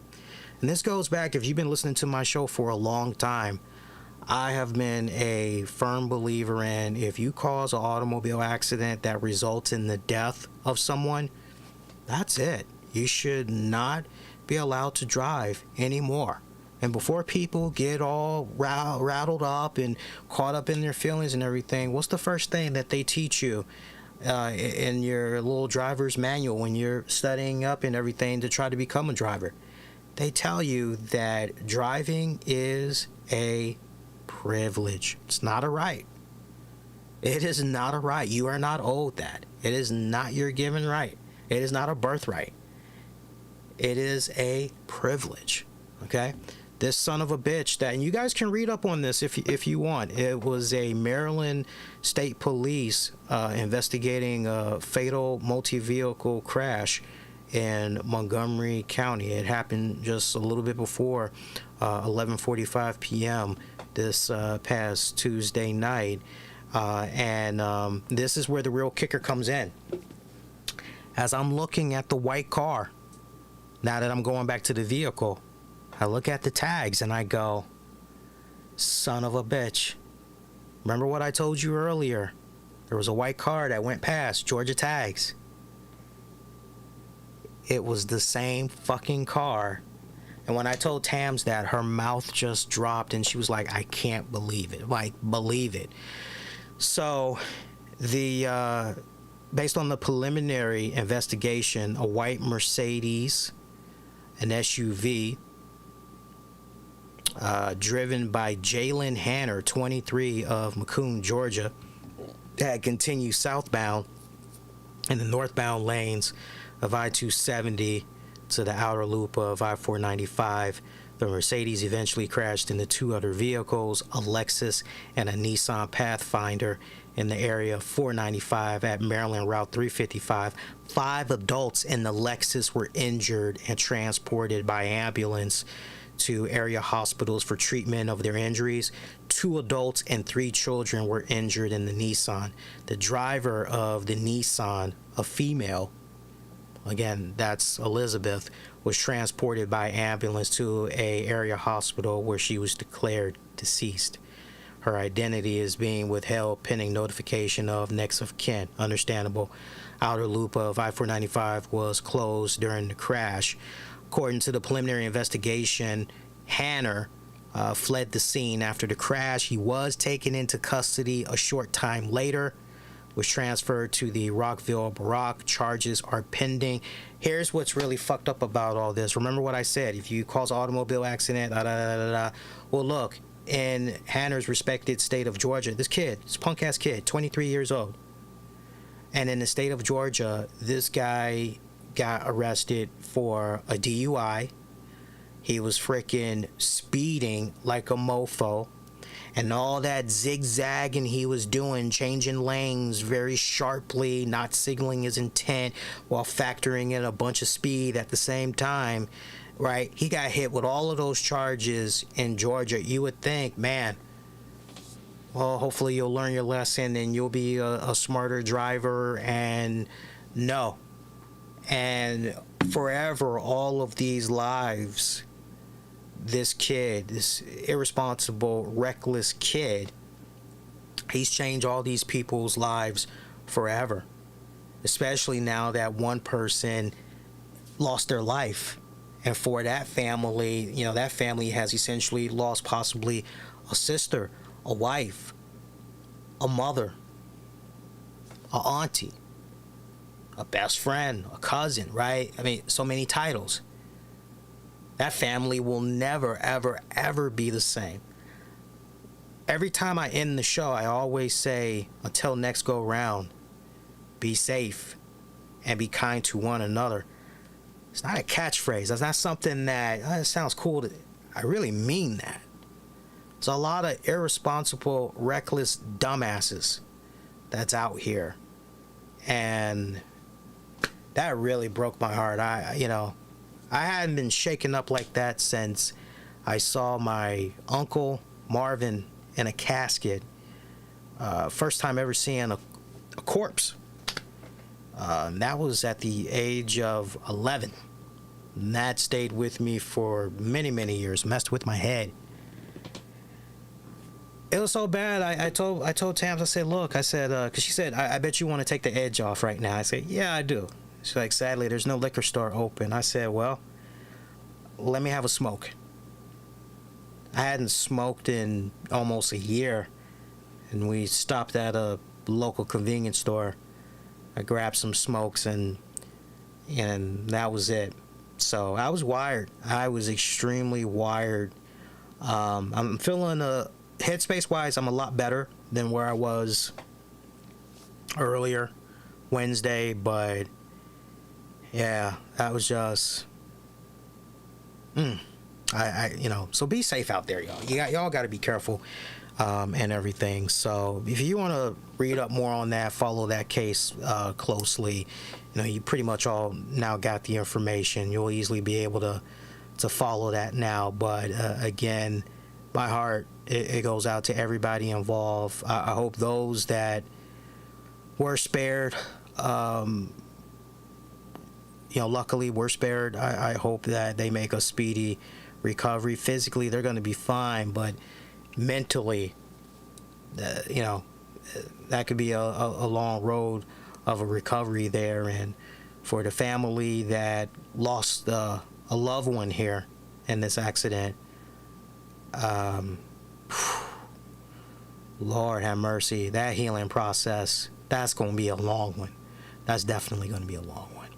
So that was the crazy night that I had, Tuesday going into Wednesday. Because as a result of that, we didn't get home until damn near 2 o'clock in the morning. What originally should have been, we'll be home, probably, about 11:45, 11:50. That ain't too bad. We didn't get home until almost 2 in the morning. So, yeah. All right, I'm going to try to lighten up the mood. I appreciate you guys, bearing with me. I'm not going to mention that again. So please, on social media, don't ask me to, because I'm not going to go through that again. And I'm sure you can definitely understand why. But, if you want to, hey, Lee, I heard that messed up story, man. Glad you're all right. And I don't mind that, but I'm not getting into that ever again. Let's lighten up the mood just a little bit. One more thing that we can get into before we get ready to wrap it up for the night. Definitely lighten up the mood on that note, because that was pretty heavy. So appreciate you guys' patience going with me just over that. Let's talk SummerSlam. So we got WWE Summerslam. That's going to be coming up this weekend. I'm very excited for it. One of my favorite premium live events by WWE every single calendar year, man. And this go round, as far as it being a 2-night extravaganza, oh yeah, you can find it. Just not this year. just not this year. No, we're not doing a 2-night event this year. We're doing a 1-night event.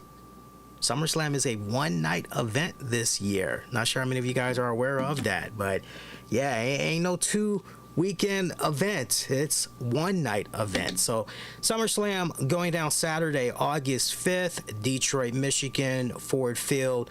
Let's go. We're going to be able to blaze through this real quick. All right, so we got a SummerSlam Battle Royale. It's a TBC Man Battle Royale joint. Oh shit, I gotta go with LA Knight, man. Come on. Can we have that good feel moment already? Right? I mean, many of us thought LA Knight for sure was gonna be Mr. Money in the Bank and everything, and that didn't pan out. I personally had no problem with Damian Priest being the winner. I know a lot of people were a bit salty about that, but hey, to each its own. Hopefully, in regards to this SummerSlam Battle Royale, a little bit of a redemption arc and a nod from WWE to the fans, essentially saying, we hear you, you like LA Knight. Yes, this is our way of acknowledging we hear you, and we got some plans for the guy. Just have some patience with us here, but we got you. I gotta go with LA Knight. Anything else, I could give 2 fucks about. So if it ain't LA Knight, I don't care.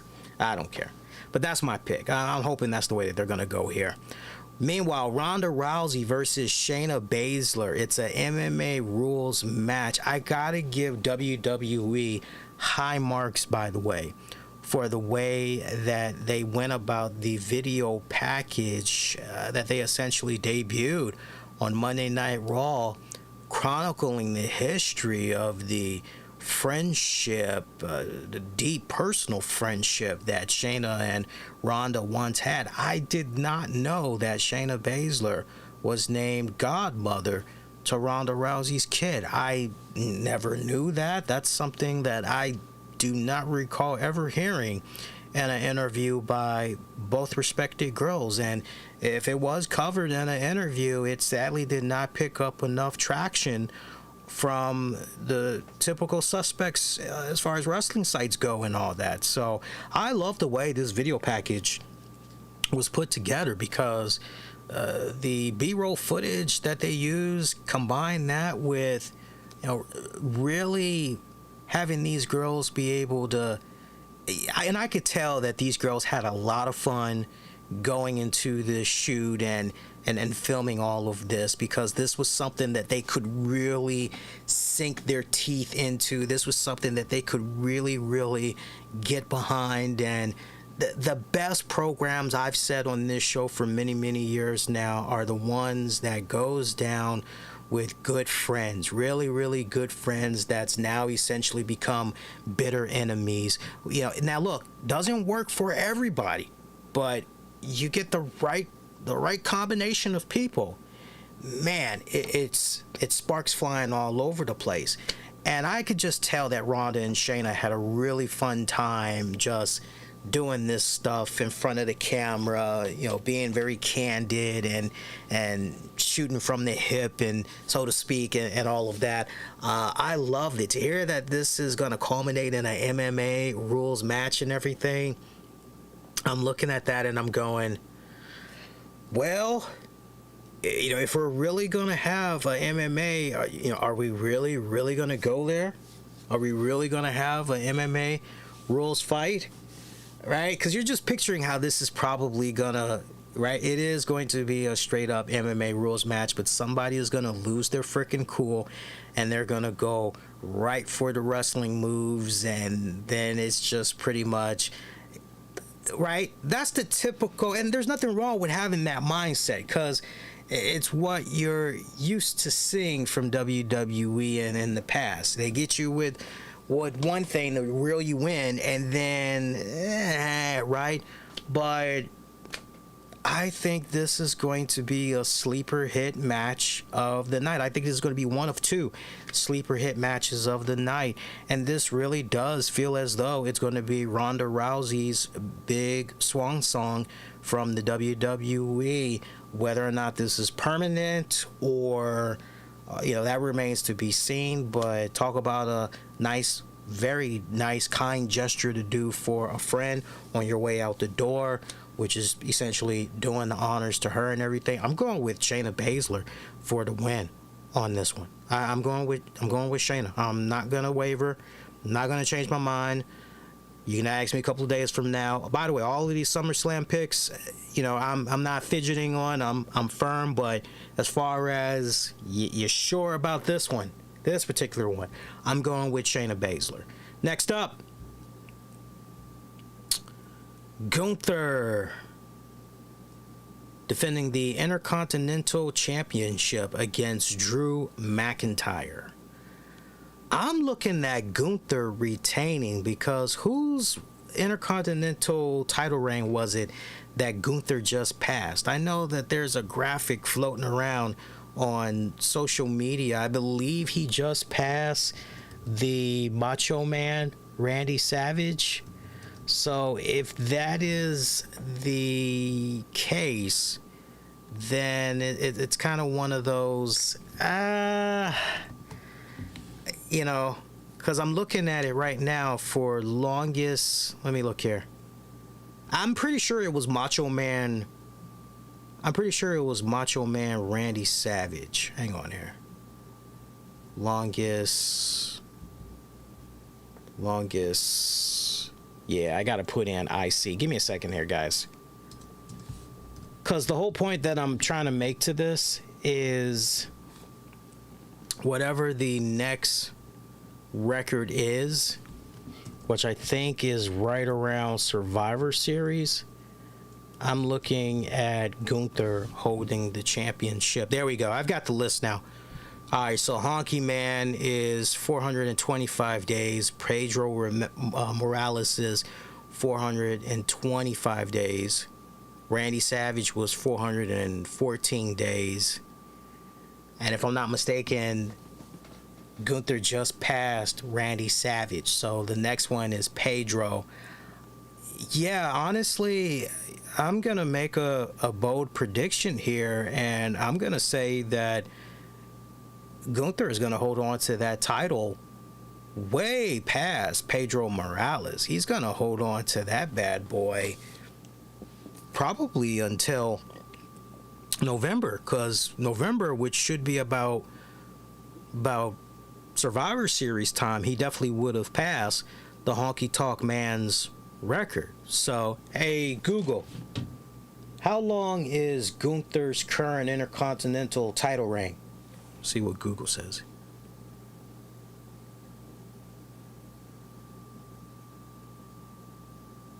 Google's not saying anything. Hang on. They say the ring general has held the title for the last 356 days. Oh, she's not updated. She's not updated. She's saying 300 and something. Now Gunther's got. Gunther is less than 100 days away from beating the Honky Tonk Man's record of longest Intercontinental Championship reign. Google is still talking to me. How long has Gunther had the Intercontinental Championship? Want to hear the answer? Yes. Maybe this is my update. Hang on. I just said yes to Google and Gunther. Okay, so right now, yes, on July 30th, Gunther surpassed Randy Savage's 414-day reign. So he's now the third longest reigning Intercontinental Champion. Okay, so keeping that in mind, you take the whole month of August, right? That's essentially, let's see, 24, 34, 44, 44, about 45, so that's pretty much going to take you into September. So yeah, that's going to take you into September. And then if you want to add more insult to injury, September, the next WWE pay-per-view is going to be Payback. That's going to be on September 2nd. Let's see. So then after that, the next one is going to be Fastlane. Fastlane is going to be in October. I don't see Gunther losing the championship at Fastlane, which is going to be in October. I think if anything is going to happen, it's going to go down at Survivor Series, which will happen a couple of weeks after Fastlane, November 25th, in Rosemount, Illinois, at the Allstate Arena, and that Chicago crowd. Yeah, that's going to be the big moment right there. So what will be interesting to see is if Drew McIntyre and Gunther are going to continue to just go off and on, feuding with each other all the way up to Survivor Series. But yeah, as far as SummerSlam goes this weekend, Gunther for the retain. I mean, you got him so close to crushing all those other records, you might as well just go ahead and let him milk it. Let him go all the way to Survivor Series at this point. So I'm going to go with Gunther for the retain. Ricochet taking on Logan Paul one-on-one.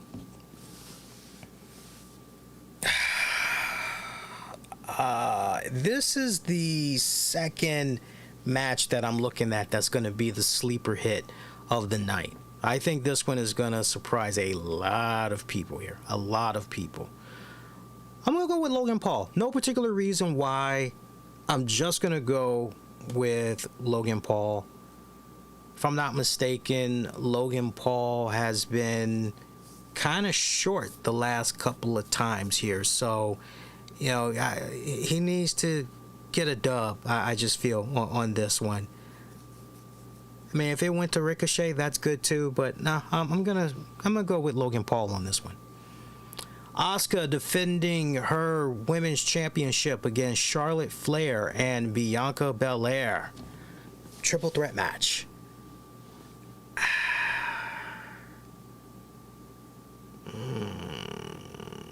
I'm picturing Asuka for the retain, actually. I am picturing Asuka for the retain. What I can't quite figure out right now is who is she going to pick up the dub on? Is it going to be courtesy of Charlotte, or is it going to be courtesy of Bianca?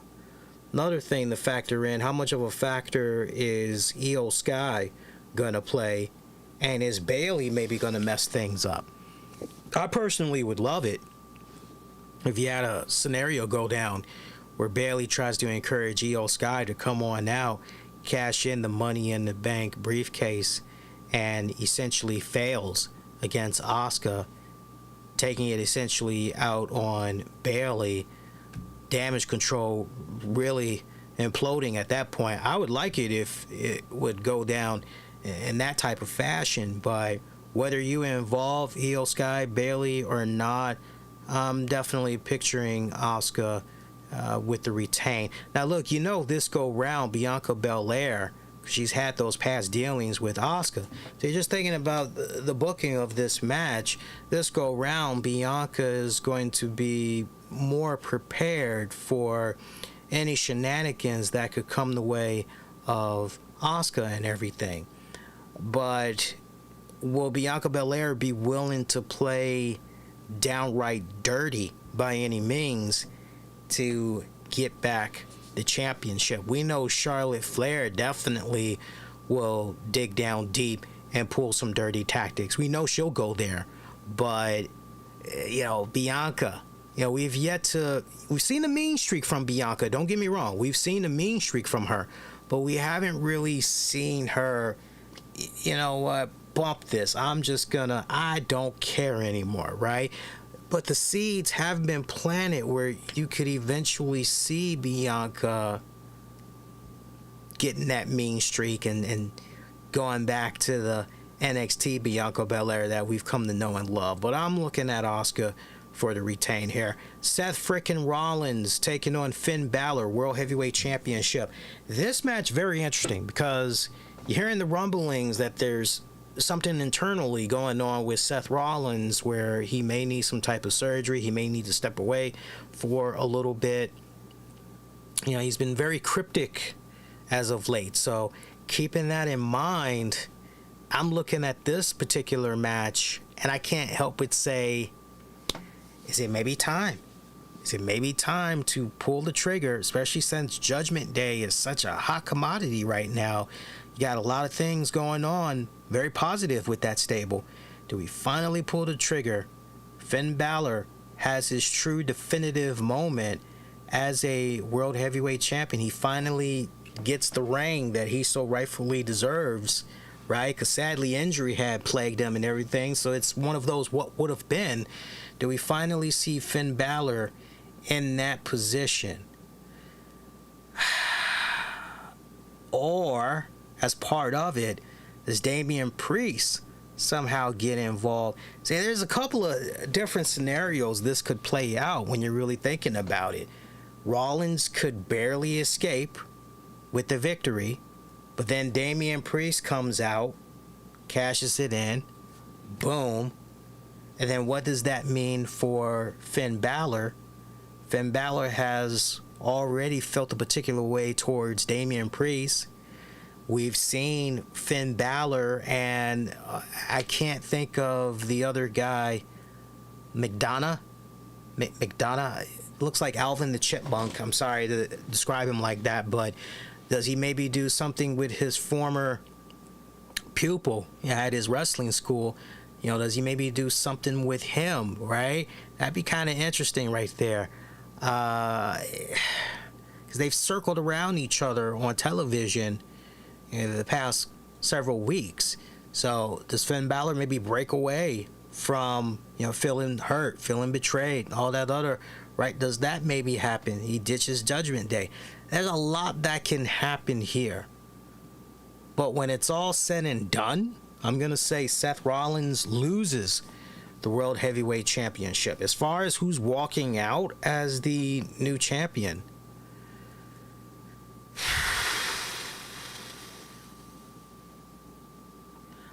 I am going to go... Damn.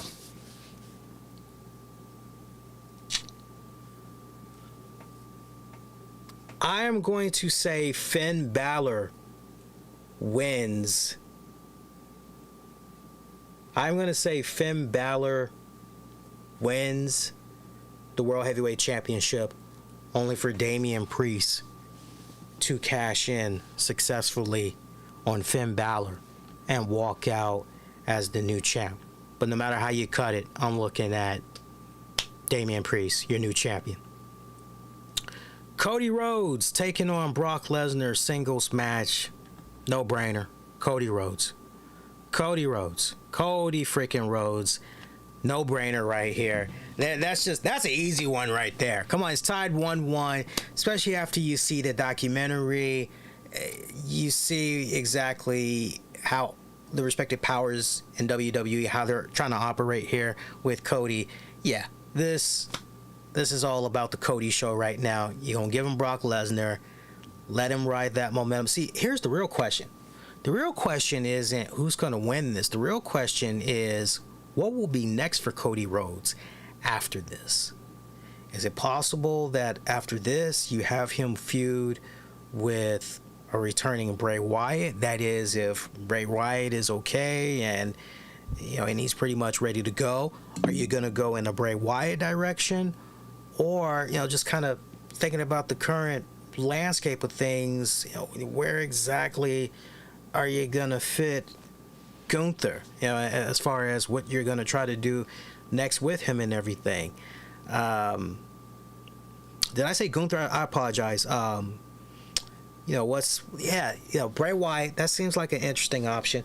If I did say Gunther, I was thinking Gunther, but Gunther's I think gonna be locked up with McIntyre for the next couple of months. So just kind of looking at that current landscape of things in WWE, I'm just trying to picture who Cody could go up against next. And remember, this is going to be a Raw type of deal, right? Because Cody can't jump between brands and everything. Yeah, I've got to look at the WWE Raw roster on that note. I've got to look at this. So give me a second here. Let's look at this, because I feel like there is a name that I have not thought about in a good minute besides Bray Wyatt, where you're going, you know what? That would actually be pretty good. Let's see these people lock up and everything. That's the sad part. You really don't have that many other marquee names that you could try and, like a Brock Lesnar. You feel where I'm coming from? You don't really have that going on. Let me see here. I'm just looking at the roster here. No. Because some people would go, well, maybe he goes after Damian Priest. I'm not seeing that. I'm not seeing that. Yeah, there's only one other name that's jumping out to me right now.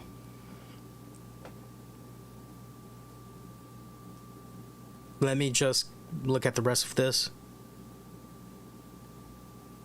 There's one other name that's jumping out to me. Actually, two. Under the right circumstances, it would be pretty badass. There's two names that's jumping out to me. You do the right type of story arc.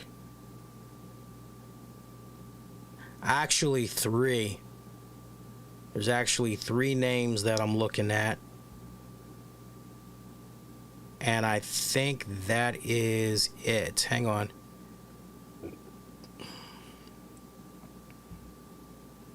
Ooh, four. Yeah, that would be badass. Okay, so let me give you guys the names that I'm eyeballing here as far as what could be next for Cody. And I'll give you guys my personal pick afterwards. Ah, damn, how many people you got on this goddamn roster? Ha, yeah, that'd be funny. That'd be funny. Cody Rhodes taking on Michael Cole. Yeah, that would be real funny. They still got Pat McAfee on the site. That's cool. Okay. Yeah, I've seen all I've needed to see here as far as the names. So, Omos is definitely one. Omos has not been on TV in a good minute. I would like to see... I personally, my pick, definitely Omos and Cody. MVP right there as the mouthpiece. That would be a nice back and forth for about a month worth of shows with those cats. That would actually be pretty damn solid. Another name that I'm looking at, it's a wild card, but Dexter Lumis. I think under the right, you could definitely do something pretty cool and memorable with Dexter Lumis and Cody Rhodes, especially if you had Dexter stalking his family. Oh my God, doing some stuff there with Brandy and kind of messing around with the kid, kind of pull shades out of what was going on when Dexter Lumis was stalking the Miz there for a little bit, right? So it's definitely, but then the mystery becomes why is he... Another one you could go with, it's a long shot. He is a Hall of Famer. He's an alumni, so he can pretty much bounce around on each show, if I'm not mistaken. Edge. You could definitely do something with Edge. And then one other name I was looking at. Oh, man, I can't believe I forgot the guy's name already. Hang on. Oh, Bronson Reed. So Bray Wyatt, Bronson Reed, Omos, Dexter Lumis. I don't think there's anybody else. Oh, and Edge. Those are the names. Those are the names that I'm looking at. My personal favorite would definitely be Omos. Second place, Bray Wyatt if he's ready to go.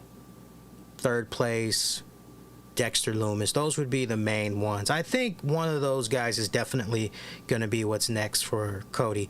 But this should be a fun match. I'm actually looking forward to that one. Main event match. Tribal Combat for the undisputed WWE Universal Championship and recognition of Tribal Chief Roman Reigns defending against main event Jey Uso. By the way, as far as the audio that had played from the appearance that Paul Heyman and Roman Reigns made on ESPN. What was that, First Take? I fucking popped. Hearing Paul Heyman and that line about Bobby Heenan, you know, he's dead. But and just seeing fucking Roman Reigns. Roman Reigns just freaking losing it. He's breaking character and losing it. What do you guys call it? Corpsing. Just losing it in the corner, but quickly rebounds and everything. Yeah, I saw that had a decent amount of people complaining and how dare Paul Heyman and you know, I just couldn't help but as an old school wrestling fan eat that up and go huge pop because I love the work of Bobby Heenan. I truly did. And you guys that's been checking out the show for a long time, you all know how personal I took it with the fact that once his health was really in a serious decline, how WWE didn't try to recognize him while he was still alive, give him his respective flowers and everything. It was quite sad how WWE had treated him and all that, right? We could do all this stuff with Connor's Cure and all this other stuff, but, you know, Bobby Heenan fight for his life, and, you know, it's obvious he's losing it, and, you know, we can't recognize him. And this guy was still going around doing conventions and everything. You know, Paul Heyman thought the entire world of Bobby the Brain Heenan. He loved him, idolized him. So, you know, Bobby, if he was alive, he definitely would have loved that because he was all about pushing the envelope. And, you know, it's so funny because the majority of people that were complaining about Paul Heyman and everything, you know, you ask them, okay, well, what do you know about Bobby Heenan? What can you tell us about Bobby Heenan? Majority of these people wouldn't even be able to fucking tell you anything about Bobby Heenan. They wouldn't even be able to tell you who the fuck he managed and all of that shit. Okay? So that's the most hilarious thing about all of this from the people that are, you know, outraged and everything. But Bobby definitely would have loved what Paul Heyman had did there. I mean, hell, when you go back to the days of Bobby the Brain and Gorilla Monsoon on commentary, or when they were hosting the WWF shows back in the day, pulling all kinds of ribs on one another. I mean, it's just, they were saying some of the most foul shit. You know, I remember as a kid, I used to be more interested in what Bobby and Gorilla were talking about than half the matches half the time, because they just seemed so freaking cool with their banter and everything. So that was some good shit. That was definitely some good shit. And then the way Paul just turned that right back onto, you know, he's the greatest because, you know, he's got the tribal chief and Roman Reigns and everything. Oh, I loved it. Some type of factor of an individual is going to be involved here in this match. I mean, the Wild Samoans, they're pretty much up there in age, so we can pretty much forget about that. Rikishi has been kind of teasing off and on that, you know, maybe he would possibly be up for doing something, right? So physically, he could definitely still go. No mistake about that. He could definitely still go. Whether or not something is going to be involved here, there's going to be some type of shenanigan that's going to go down here in this one. I'm most curious how Solo Sikoa is going to be operating in this one. I'm curious if Solo Sikoa is, okay, this is supposed to be tribal combat. I can't help but wonder if he's really going to stand by and allow for Roman Reigns at whatever levels that the champ needs to go to get the job done. If Solo is going to not make his presence felt, or if Solo's going to be like, yeah, Roman, you're not going to win it this way, not with all this that's on the line. You got to go do it the right way for once. I'm very curious how, because that would be a very interesting dynamic for Solo to be operating here. I'm not seeing any any situation where Solo goes face. I'm not even suggesting that. You know, he just kind of comes off as that type of person that, nah, man, with all this that's on the line, you got to do business the right way here with this one, right? So I'm curious how that's going to pan out, but see something going down. Somebody, I'm not seeing Jimmy. Some people brought up the idea of Jimmy maybe costing Jay the opportunity.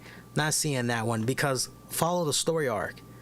All these months that Jimmy was trying to get Jay on the same page, and you know how long it took for that to happen, and now all of a sudden we're gonna have Jimmy just flip the script like that. Yeah, not seeing that go down. So if you don't have Rikishi being involved in this, I'm not really sure, right?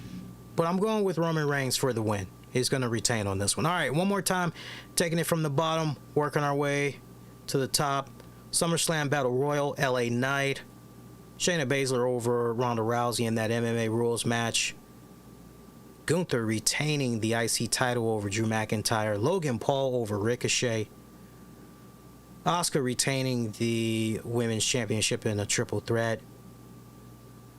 Finn Balor winning the World Heavyweight Championship, but only for Damian Priest to cash in, walk out as the new World Heavyweight Champion. Cody Rhodes picking up the win on Brock Lesnar, but what is next for Cody is the next question. I've already chimed the light on that one. And in your main event, Tribal Combat for the Undisputed Universal Championship, Roman Reigns over Jey Uso. 8 matches on the card for this year's SummerSlam, which is one night. I welcome that. It's nice to not have to come back, you know, for 2 consecutive nights. And I honestly, I miss the days when it was just one event, not a 2-night extravaganza. So I definitely welcome this. Honestly, I felt it wasn't needed. Sure, WWE might have been bringing in a little bit more revenue within reason and everything, but I like it better when it's just one night and everything. You got to get back into this respective schedule anyway, especially now that everything is back to normal. The pandemic has officially been declared over, although, you know, most people, including myself, dealing with a large public setting, still pushing the mask and everything, and there's nothing wrong with that, right? Especially if you got a weak immune system anyway, got to do what you got to do and everything. But now that things are getting back to normal and summer is almost over, right? It's nice that we're seeing this be a case of not just going to do a one-night event, premium live event. So looking forward to it. Should be good. And yes, I will be live with you guys as soon as SummerSlam is over and done with for that special post show. Looking forward to it. It's going to be loads fun. So make sure that you're around. We'll be streaming live on all the usual platforms. And other than that, that is going to do it. Can't stress it enough. Support the hell out of the show. Leave the ratings and the reviews. And what is it? We got it on Apple. We got it on Spotify. Help us out. Subscribe, all that jazz. Support the YouTube page. I'm going to be working with DJ in the coming days as far as uploading clips of the show on YouTube. You know, key clips from each show. Going to be working on that pretty soon. Looking forward to that. Loads more that we got planned for you guys. So be kind, rewind, check out previous episodes you might have missed on demand and on the downloads wherever you get your podcast. Just search the RCWR show. You can get at me on Twitter. What is it? X. X gonna give it to you. Gonna give it, right? X is gonna give it to you. There we got what? We got the Facebook. We got the Facebook. We got the Twitter. We got the YouTube channel. So one of the many ways that you guys can continue to show that support, as it's greatly appreciated. And that is going to do it, my friends. Until next go round, I am wishing all of you all to be safe, and most importantly, please be kind to one another, and I will see you guys next go round. Adios, y'all. Take care.